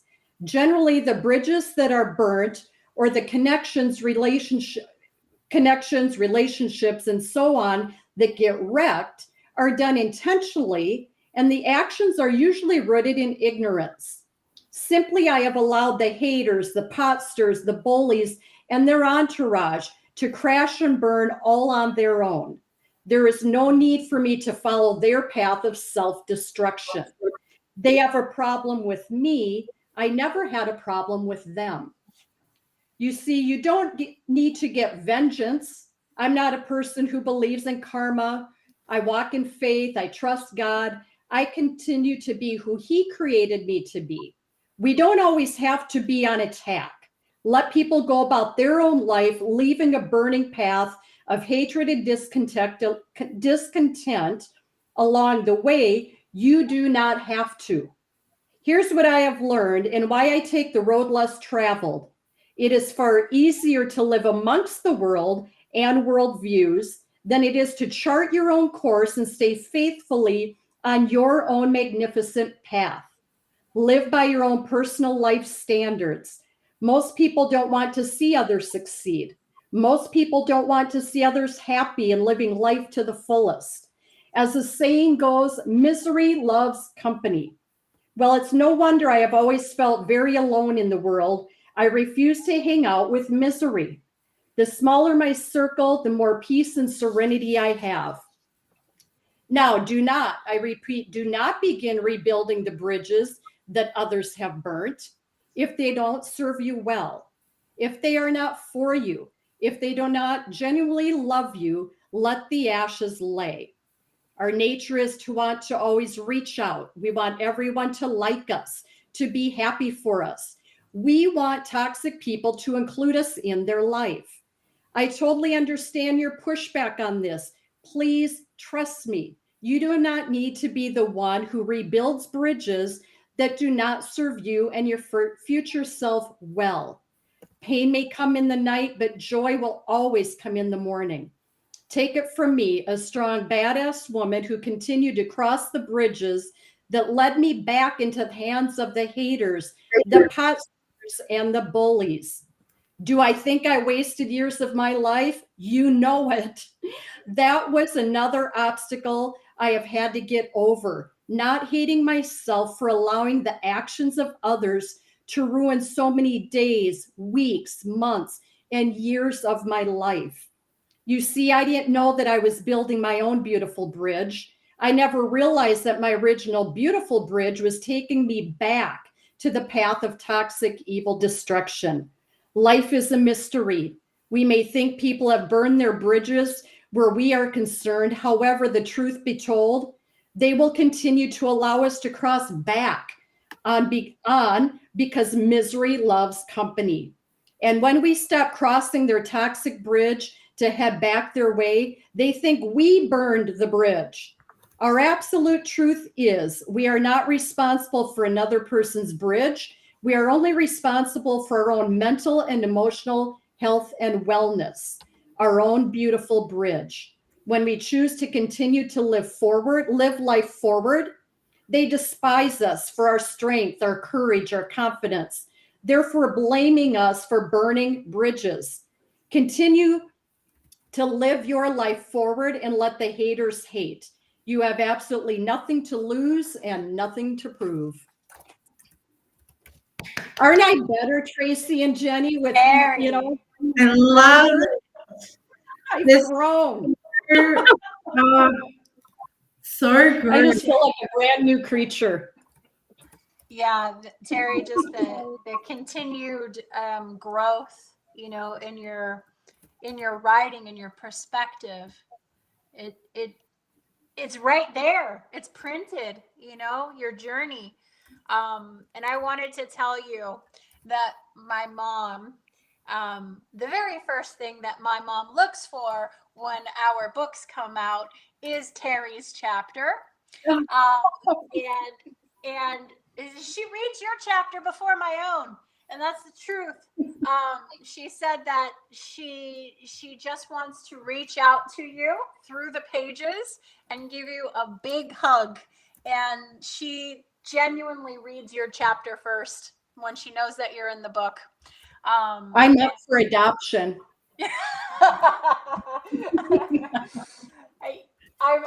I'm sure she would love another daughter, truthfully. But yeah, Thank you. Perspective in this chapter is just so beautiful, because I know that you've been struggling with going back and it keeps tormenting you, and so this is just, I loved it. Loved how you know, that last line that you wrote too is just so powerful. I love it, Terry. Fantastic. Thank you. I appreciate that. Yeah, because as you know, I mean, this chapter truly helped me let go of the 30, 40 plus years of that anguish and torment that just kept getting bigger and heavier and stronger and louder. Up until you and I met, I was a complete broken mess. Yeah. And it helped me set that all free and just burn that bridge to the anguish and the torment that has destroyed, just destroying me from the inside out all of my life. Beautiful. So I love all you gals. You're good for me, and I need sisters. So I appreciate all of you. Well, lucky for you, we can never have too many sisters. Say I collect sisters, so. Oh, I like that. Add me to your collection. Lindsay, Jenny, I'm gonna jump in now and I'm gonna read my section, okay? And then you two can fight it out for the pole position. I'll just tell Lindsay now. Go ahead after Tracy.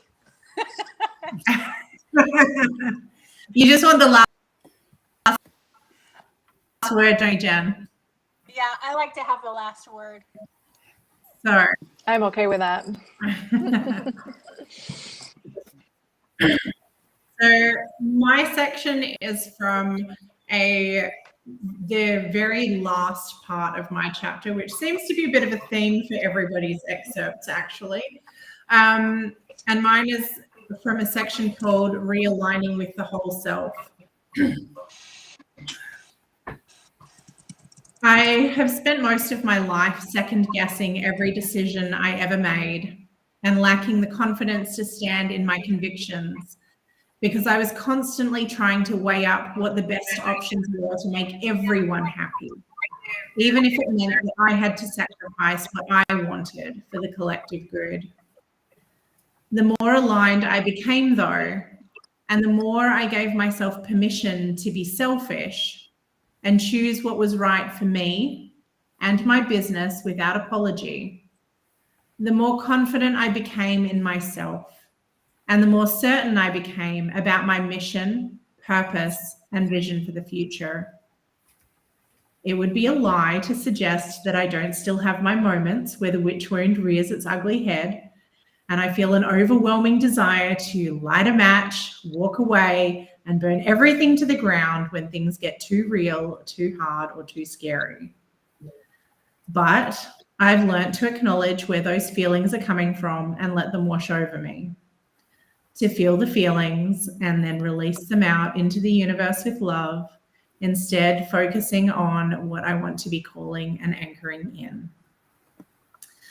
Part of realigning my whole self involved reintegrating all the facets of myself that I'd previously kept separate, to accept my strengths as well as my weaknesses and challenges, and to practice radical self-love and self-acceptance.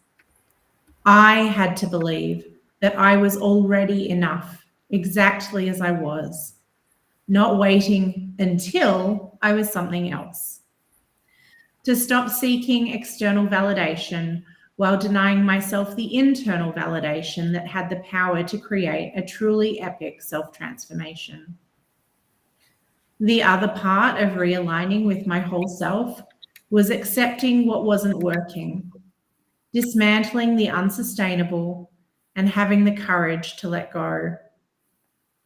In the end, I realized that I couldn't stay in a relationship where the love was conditional and where I was only worthy if I could manage to live up to the expectations set for me rather than by me.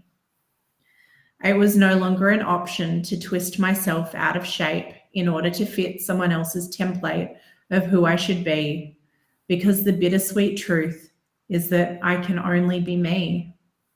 Me in all my gloriously messy, imperfect facets, shining my light unapologetically, speaking my truth and standing tall, no matter what anyone else thinks.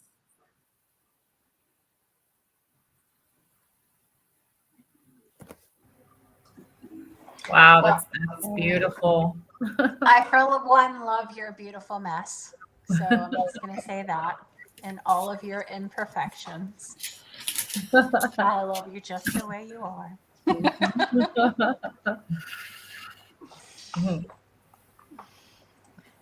Lindsay. Okay, Lindsay. So I need you guys' help a little bit here. Oh, it's interactive? Well, there's some surprises, and I didn't pick which part I was going to read. I've been trying to decide.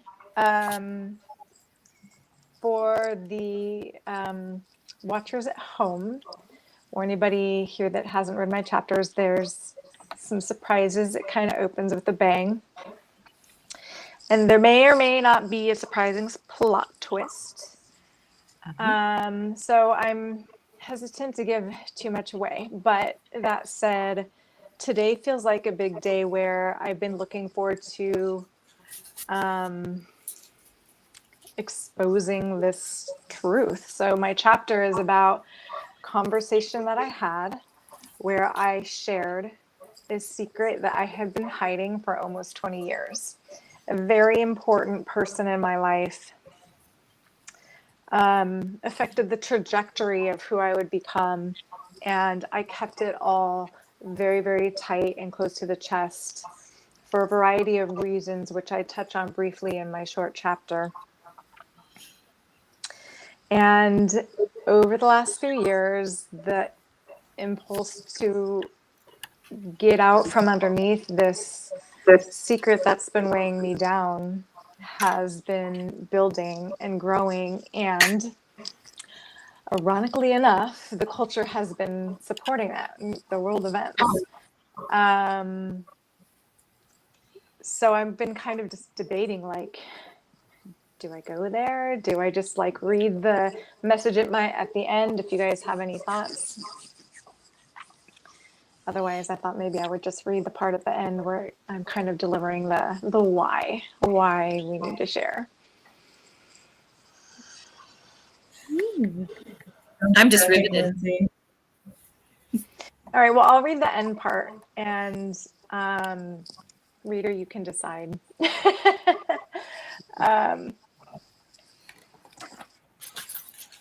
This section of my chapter is called Own Your Weird. And I would love to encourage everybody here in the book, related to the book, discovering this hidden part of you that you've kept away for fear of judgment. Please use the hashtag #OwnYourWeird. I'm starting a movement. The fear of speaking our truth can seem exaggerated from a logical perspective, but it's actually rooted in our survival mechanism. Biologically, belonging equals not just love and community, but safety and security on a primal level. You may think your story is too weird, too risky, or even too mundane to tell. Let me tell you, the world needs your story now. We are all agents of change in a pivotal moment on this planet, whether we know it or not. It's easy to see that crazy things are happening here on Earth. If you are paying attention, it is time to help those that aren't to wake up. Whether your story involves the surprise or more down-to-earth topics in the human experience, so others will speak, so others will start to question the narratives out there. As the world continues to shift and evolve, it is more important than ever that we speak our truths. When we share our perspectives and experiences, we open hearts and minds to new ways of being and open eyes to hidden truths. We must bring light to that which needs to be exposed in order to heal the corruption in our systems and the things that don't make sense in our world. This doesn't require a shouting match or protest signs. We can start with heart-led conversations one-to-one. No one is changing anyone else's opinion by hurling insults in the comments section. No one can deny what you have lived unless you do. If we are brave enough to tell our stories, our wildest, most heartfelt personal stories, we will change the world. So own your weirdness. Speak your truth. Ask questions. It's time to start the conversation. You never know who you might connect with along the way. They could be out of this world or maybe even closer to home than you ever expected. And I will just add that the very first line of my story, if you're not convinced you need to read it yet, is I have seen aliens, I said as nonchalantly as possible. So I hope that you will read my story. I hope that you will reach out to me. Let me know what you think. go find out who I met, go see what I've experienced, and let me know if you've ever had to have a conversation or kept something so close to your heart. I've been so excited to share my story for my own, like Jenny said, selfish reasons. And, you know, I'm lightweight expecting pushback. The haters are gonna hate, but that's okay, because I'm here for the people that need to know that there's more to what we are being told, and that know that there's more to what we've been told on this world. So hashtag own your weird. Lindsay, love it. Love it. Beautiful. I mean, just once I read my chapter, it's going to connect back to Lindsay anyways. But what you were saying, Lindsay, the fact that there is more to everything, and just because we talk about it and start that conversation, other people can think we're weird. That's fine, but you're going to find your people that don't think that you're weird, because we are starting the conversation and we can talk about it amongst each other and hold space for each other like we are. Yes. So, and the bottom line is, it's not the things that are happening in our world right now are not as uncommon as we have been led to believe. And that's the big secret that the powers that be that are trying to keep. And I want to acknowledge that this book, by the nature of its topic, burns, and also by intention, does have kind of a feminist bent, women's empowerment, which I'm totally all about. My chapter, I just take a slightly different angle to it, and I you could say I'm looking at things from a more cosmic level. So and for that, it comes back around though, Lindsay. Like, and because of your perspective, right? Like, exactly. We're afraid. Exactly. We're Yes. afraid. It is all so tied together. The religion, the gender, the energy. It's this day has me lit up, ladies. Yay! I'm just like, I'm so over the moon that we're doing this. Thank you all. Thank you. And I'm so excited to hear your chapter, Jenny. Well, Ruth has put her hat in the ring, so let's go, Ruth.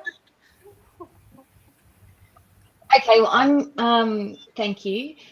I'm going to preface this by, as you will all be aware, my chapter is not yet in the book. And the reason, there's multiple reasons, but the main reason for that is that when I start writing, it doesn't matter what it is, but when I'm writing things that mean a lot to me, what tends to happen is the universe goes, here, deal with this, have this experience. Are you sure this is what you want to write about? Have this. So as I was writing Burned, and it also happened in Broken, things changed. I learned there was growth, there were some pretty significant challenges. So my chapter has changed. It will be in the book very soon, and will definitely be in the print copy, obviously. And I wasn't going to read part of it today because it hasn't been through editing. It hasn't, anyway, nervous. But I'm going to read the opening because at the moment it's my favorite bit of the entire chapter. And I can't wait to share the rest of it with you very shortly. Yeah, okay, I'm just going to read it now. So my chapter is titled Our Words Carry a Powerful Magic. And basically in it, I am exploring something that is incredibly passionate to me in my day-to-day life, but also in my work, and particularly my work with other people, which is how silenced we are as people in the world that we live in, and how we can learn to break through that silence and not only find our voice, but have the courage to speak our words. And exactly like you were just saying, Lindsay, in that, haters aren't going to hate. And there's actually a Taylor Swift quote somewhere in there as well. So that works perfectly. Anyway, okay. So our words carry a powerful magic. What music do you like? What would you like me to play? An innocent question, a gentle curiosity, a beautiful offer. But it made me feel sick, panicked, sweaty. Anxiety rose in my body as my mind frantically searched for an answer, an appropriate answer, a safe answer. Then my mouth took over and I replied, I don't know. Tears flowed. Hiccuping and snotty, I stood there staring at him, not knowing whether to curl into a ball or run out of the room. I felt so stupid, exposed, and oh so raw. From across his kitchen counter, my partner looked at me, his expression clearly showing shock and concern. Although we'd only been dating for a few weeks, we'd known each other for a long time, and he was not expecting a casual question to have this effect. Thankfully, he took me in his arms and held me while I sobbed. Then he scrapped our plans for dinner, poured us each a glass of wine, and encouraged me to sit with him and explain where this torrent of tears and emotions had come from. But even that was frightening. How can I explain my feelings? How do I expose my deepest fear? How could I tell him that I couldn't answer the question about my musical tastes because I had no idea what music I like? And in that moment of being unable to reply to this one simple question, I recognize that I have no idea who I am. That's it. I love you, Ruth. Thank you. Yeah. Oh. That was really hard. No one said it before, and now you all have, and whoever happens to be listening. So, yeah, thank you. Beautiful. Thank you for sharing, Ruth. I know that you were struggling with the idea of reading anything today because it hadn't made it into the ebook copy yet. But you know what? It just gives everybody a reason to reread it later on because it's the gift that is going to keep on giving, right? So I have a question then.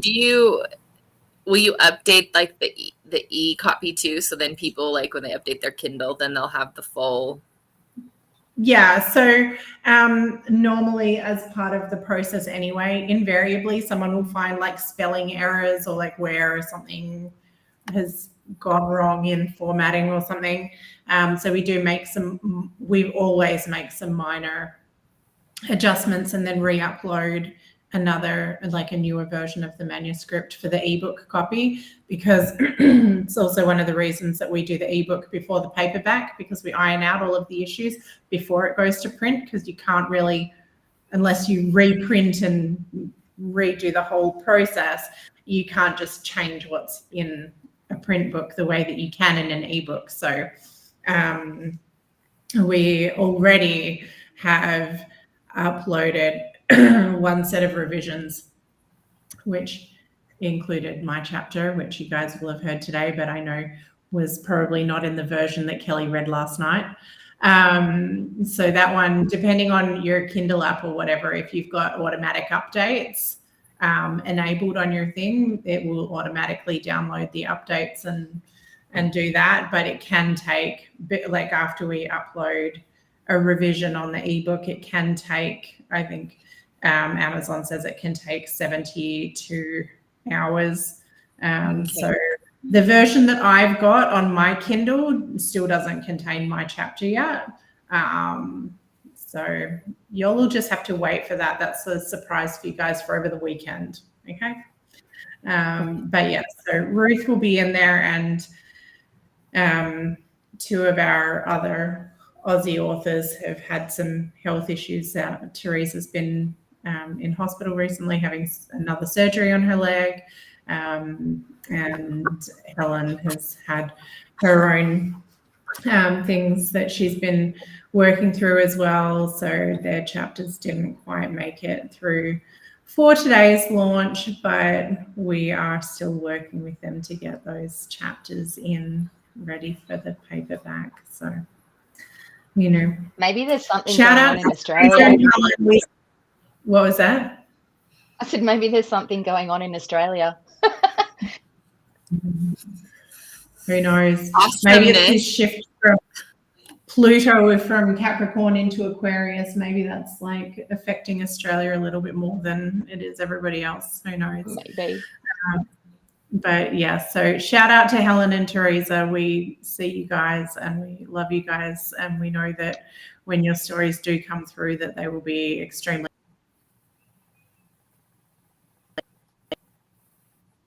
Teresa and Helen have both written Trade, and then Helen also wrote in Broken as well. And they're both extremely powerful writers with beautiful stories to share. So I know once those come, there'll be a little bit more magic in our books too. That leaves last but not least my partner in crime and the woman who makes absolutely everything possible.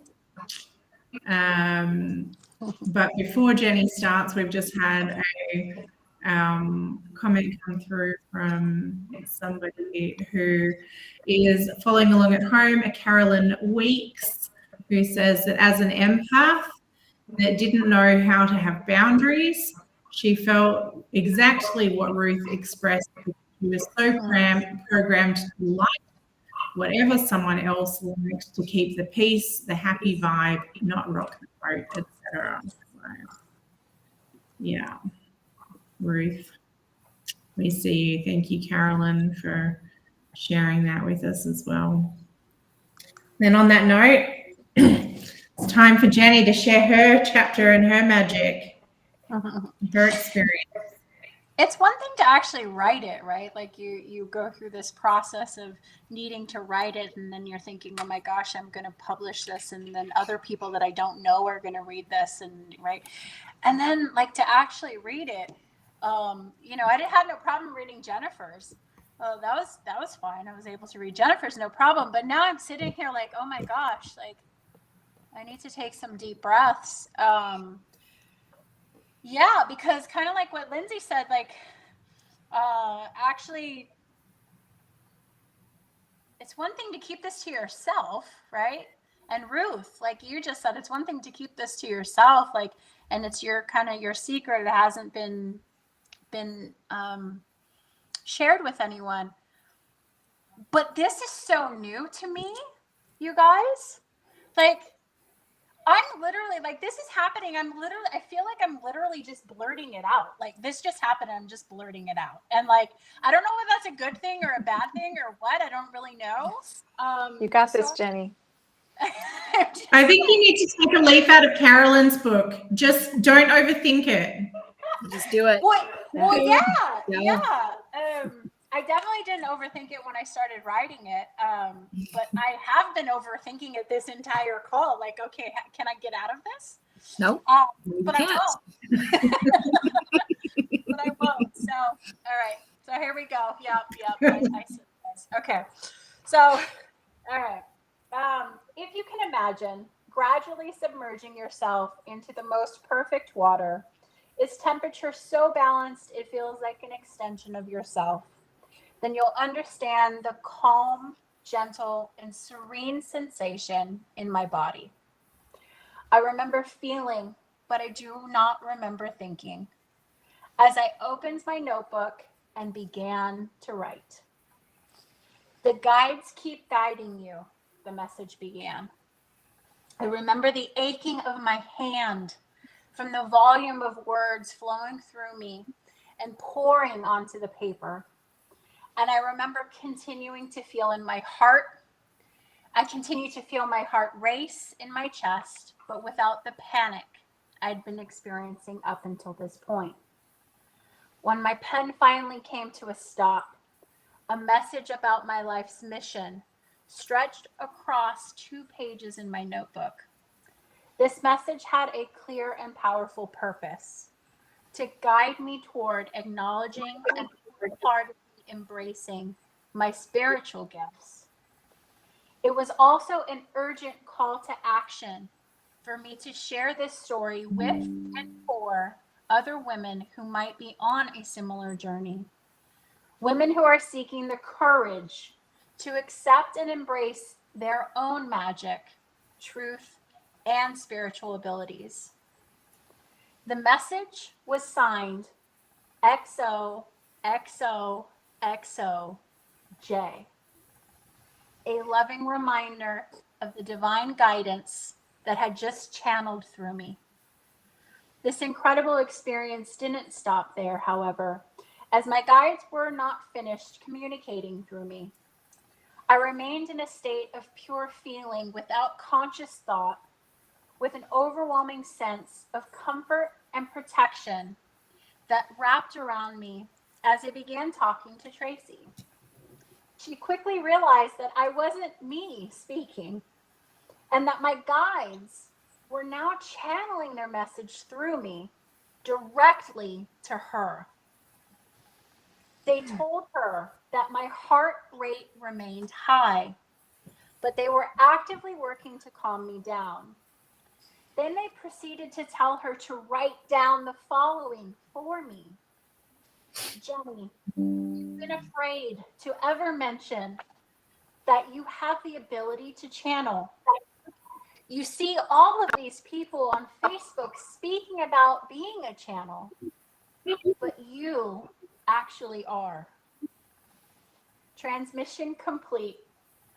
I finally lay down and felt my heart rate slowly come down as I drifted off to sleep. So I had a phenomenal experience that I was in no way expecting. And that is a little sliver of what happened that day. And I was very blessed the next day I'm very blessed to live down the street from Lindsay, essentially, and was able to go to Friendsgiving, which I talked about. And I shared this experience with Lindsay. And I just feel like everything is just so, there's no coincidences. And there's no coincidence that this happened the day before going to Lindsay's. There's no coincidence in any aspect of any of this. And I literally felt extremely crazy, and I was still physically feeling ill. I was physically unwell at Lindsay's party. I had problems with my heart rate and breathing, and I felt anxious. And I was able to talk to Lindsay and share this with her, that I had this experience, and I've never experienced anything quite like this before. And I did. I felt crazy, and Tracy had been here with me, and she was like, no, it actually happened. You're not going crazy. And then Lindsay was able to validate the fact that I actually had an experience. I'm not insane. I'm not having a psychological breakdown. And it was just very, very special to be able to have someone that understood. So thank you, Lindsay. If I haven't said that before, I can't really explain how important of a period of time that was for me and my spiritual and personal growth. And you were there to be able to kind of comfort me and reassure me through that. So anyway, for anybody who might read my chapter and have had experiences but have brushed them off or not paid attention or thought that you were crazy or anything to that effect, You're not. You're not. You're not crazy. It's really happening. Yeah. Come to me, my weirdos. I love you all. Oh my God, so Lindsay, proud I of you, love you. Jen. I love how you got your face right up in there. The arms out. Jenny, Yeah. Aren't you weird? so proud of you. Everybody. But then it just also opened up this entire conversation for stealing Lindsay's title, starting this conversation on the fact of, well, if this was real, which it was, and I have pushed it down, and at what point did I do that? At what point in this life did I push aside my connection? At what point in past lives, maybe, did I push aside and feel as though it wasn't safe to be who I was, to accept my gifts, to speak my truth? At what point?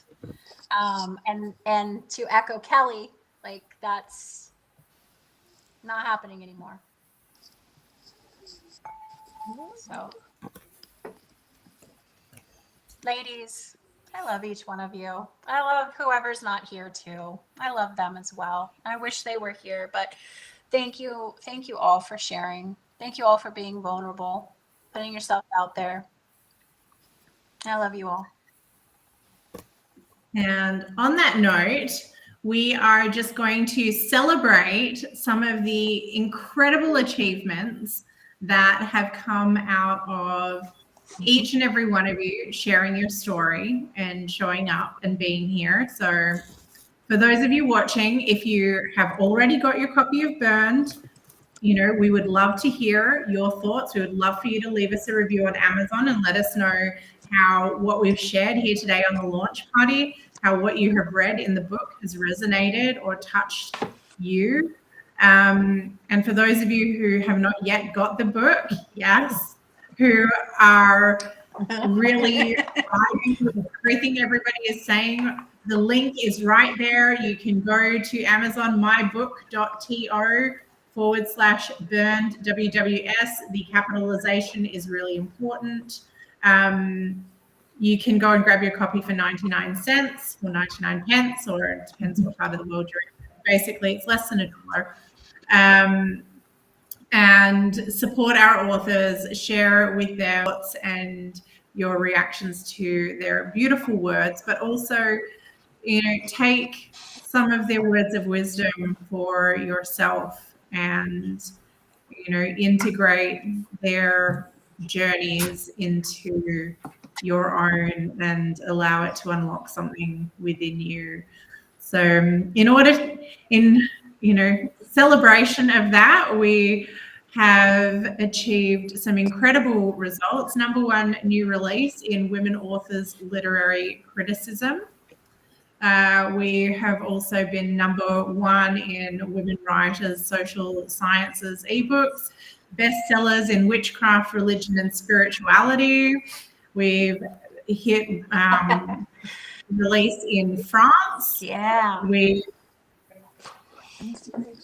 sellers in inspirational ebooks. We have achieved some absolutely phenomenal results. Again, Wicca and Witchcraft, history and criticism of literature by women, hot new releases.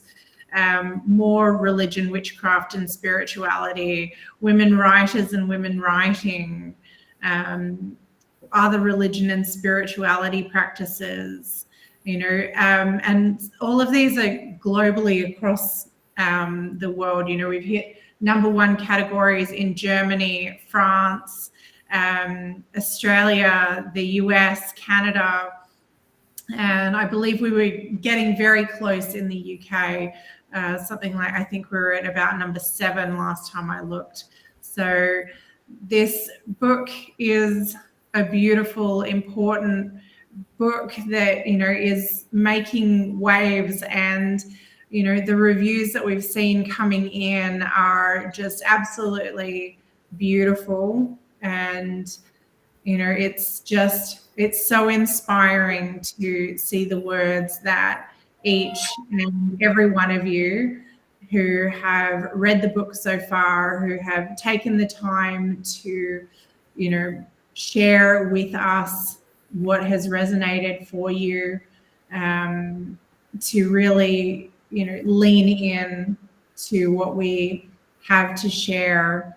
It is just absolutely phenomenal, and we thank you for being a part of our journey and for also, you know, allowing us to be a part of your journeys. So, you know, for those of you who, you know, really need to hear these messages and, you know, experience what it is that everyone has to share, whether it is your experiences with celestial beings, whether it is your spiritual gifts, whether it is your relationship with, you know, society at large and societal expectations of being too much or not enough, whether it is the past life vows that you have broken, or the patterns that you are breaking, whether it is the, stories from this lifetime, the experiences you've had through childhood, the experiences you've had growing up, the ways in which you have needed to find yourself and find your courage and find your truth and find your wisdom. Each and every one of the audio today and those who couldn't make it on the call has a little bit of something for you. And whether it is only one chapter that resonates for you or whether it's a little bit from many, many chapters, we hope that you will find something that gives you the next piece of your puzzle that you need to hold back in all parts of yourself so that you can realign with your whole self, so that you can speak your truth, so that you can start the conversation, so that you can find your voice, so that you can be destined to speak, even if you've been coded for silence. Whatever your situation is, may you find a little piece of yourself here with us.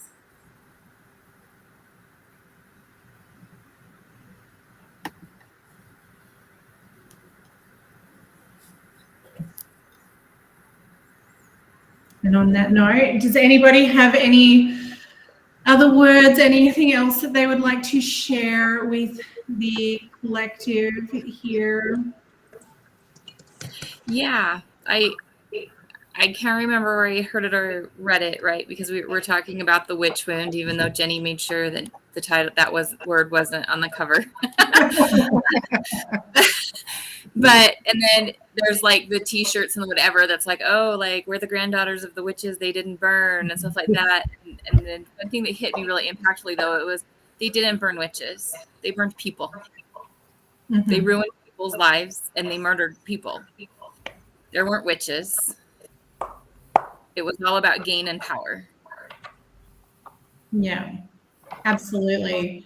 And it's funny because one of the things that I have been feeling really called to do, and I haven't actually talked to any of you about it yet, except for Jenny, is that there have been a number of books that have been particularly instrumental or inspiring, or that really also expand upon elements of the things that each of us have shared in our stories that I think would also be of value to each and every one of us, but also to the readers of Burned. And a little bit, so we did this in Lunar Wisdom actually. Ruth and Amanda might remember that we had a bibliography or recommended reading at the back of Lunar Wisdom, and I have been feeling very strongly that when it comes to the paperback launch for Burned, that there are a number of books that need to be placed into the bibliography for those who perhaps are just starting their journey, unraveling the witch wound, and then would like to perhaps find out more about it because maybe like Jenny back in the beginning of her journey where the witch wound as a term didn't specifically resonate or felt like that wasn't something that they were a party to until they have heard our stories or read our words and then thought, oh, maybe that is me. Maybe that is something I've been experiencing. So that's something that I would really like to put together because I've been listening to a number of books. In fact, there is a book by Celeste Larson literally called Heal the Witch Wound. And she says very much like what you just said, Amanda, that they didn't burn witches. They burned predominantly women. Yeah, really, very much. There were also obviously men as well who were burned for different reasons. And yeah, but that it at the end of the day, it was very much about that most of the well, particularly most of the women, one of the things that I learned listening to that was most of the women who were burned were also women of a certain age who perhaps were widowed, who had knowledge and experience in life, and who then decided they didn't wish to remarry and have another man be in charge of them or their property or their business or their whatever. And that independence was punished as witchcraft, because how could you possibly not want to fit in with the societal mores of the day? How could you not want to marry again and have a man manage the finances and, you know, be the provider? How could you possibly dare to have the audacity to be able to survive on your own? And another one that was fabulous was a book called Outspoken, which is all about women's voices in business not being heard, how women are, like, how our voices literally are suppressed, or we have to change the tone and timbre of our voices in meetings in order to be taken seriously and things like that. And there is so much out there when we start to awaken to these things. There is a movement of women out there who are looking to change and put a stop to exactly what Kelly was saying before. You know, like, it's got to stop. It stops here. Like, we need to be educated. We need to know. We need to not be afraid. We need to stand in our power. And, you know, there is a lot of information out there if we are willing to share and pool our resources. And this is another thing that those of you who've been in my world for a little while will know that I am very passionate about. And this was actually a huge part of Lunar Wisdom, was that, and as part of the sister wound as well, that for so long our society has kept us separate, and they've controlled us through lack of sharing of information or the control of the dissemination of information. And by coveting and keeping things secret, there is a level of ignorance. And as women, this, like, for Lunar Wisdom, I really wanted us to be able to share all of the different ways that it was possible to work with the moon, whether you work with astrology, whether you work with it intuitively, however you worked with it. I wanted to showcase that it wasn't about there being one right way to do things, that there are so many ways, or there is your way. And I know one of you touched on this earlier, and I forget who it was, and I apologize, but about there being, you know, there is no one right way to do things. There is only the way that you do things and the way that is right for you. And even within that, though, the sharing of information, the coming together, the holding hands, to being a community and allowing each person to, you know, bring their wisdom to the table is so important. Anyway, I know Lindsay has something she would like to say before she has to jump off. So, Lindsay, I'm handing the microphone over to you. Oh, okay. I was going to put it in the chat so you guys could read it when it was right timing, but I am happy to read it. Today I ran frequencies for the burned book, the launch. I did use a picture of everybody that was on streaming at the beginning of the session. However, these frequencies, I have intended them to be open to anybody that would like to receive them for their own well-being. Just set your intention to receive the healing energy. If that's not your jam, it's totally cool. Don't worry about it. If you want, just think I'm not open to this and it will not affect you. I do use my Healy frequency device. If you have questions, you can ask me about that later. But the intention that I set I kept it brief. If there's something that you would like to add, please put that in your heart. I use the word spirit, God. You can insert universe, source, whatever it is that works for you. So we can just take a moment to offer it up as a prayer, actually, if that works for you. Prayer, intention, same things. It's all about focusing our energy and our desires. So take a deep breath with me. We birthed this book into the world to sow the seeds of love, joy, strength, healing, abundance, freedom, prosperity, and joy, both within ourselves and the collective, for the highest good of all beings on the planet. We ask Spirit to use this book that we may become vessels for the divine will, that God touch all that come into contact with the book directly or indirectly, soften hearts, release fear, empower voices, and embody love and authenticity for the highest good of all. And so it is. Amen. And so it is. Beautiful. Thank you all. And I have to Thank you, go. Thank you. This is wonderful and such an honor to be a part of this group.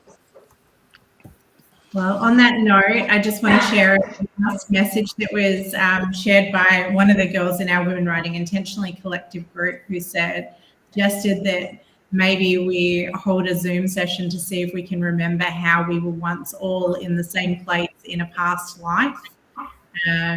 Because what was coming through for her is that maybe we were all once involved in a very, very early suffragette movement, and that her mind's eye sees an energy cord connecting all of us, which I think is an absolutely beautiful, beautiful vision to see.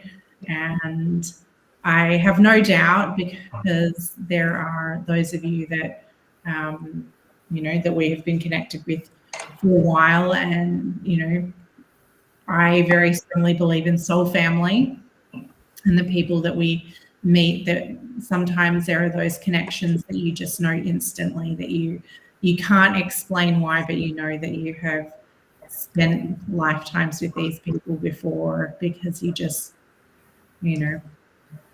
recognize them, and it feels like you've known them forever, and it's just easy. And with each and every one of you,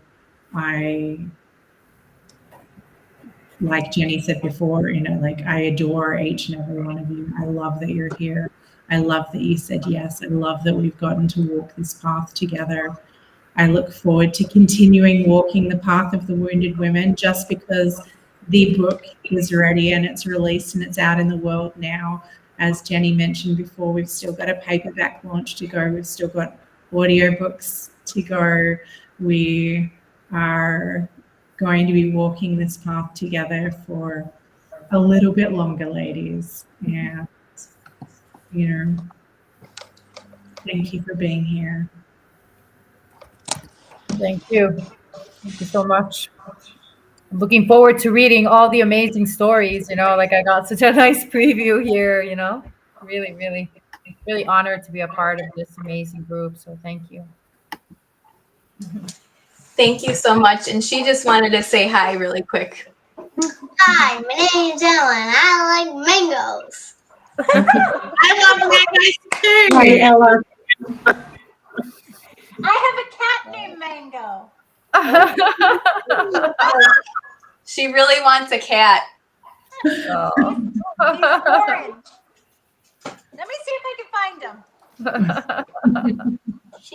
Why'd she go off? To find the cat. She's going to let you see Mango. Someone just said an indigo. Facebook user, an indigo. Oh, they're referring to Emma as an indigo? Yeah.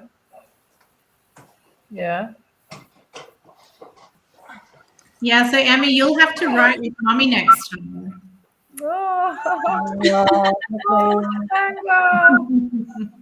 There Oh. he is. There's another cat in the doorway.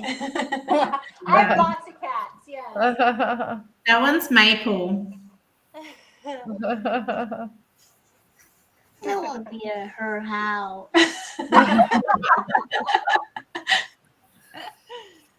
Yeah. How do you click? Okay, lovely ladies.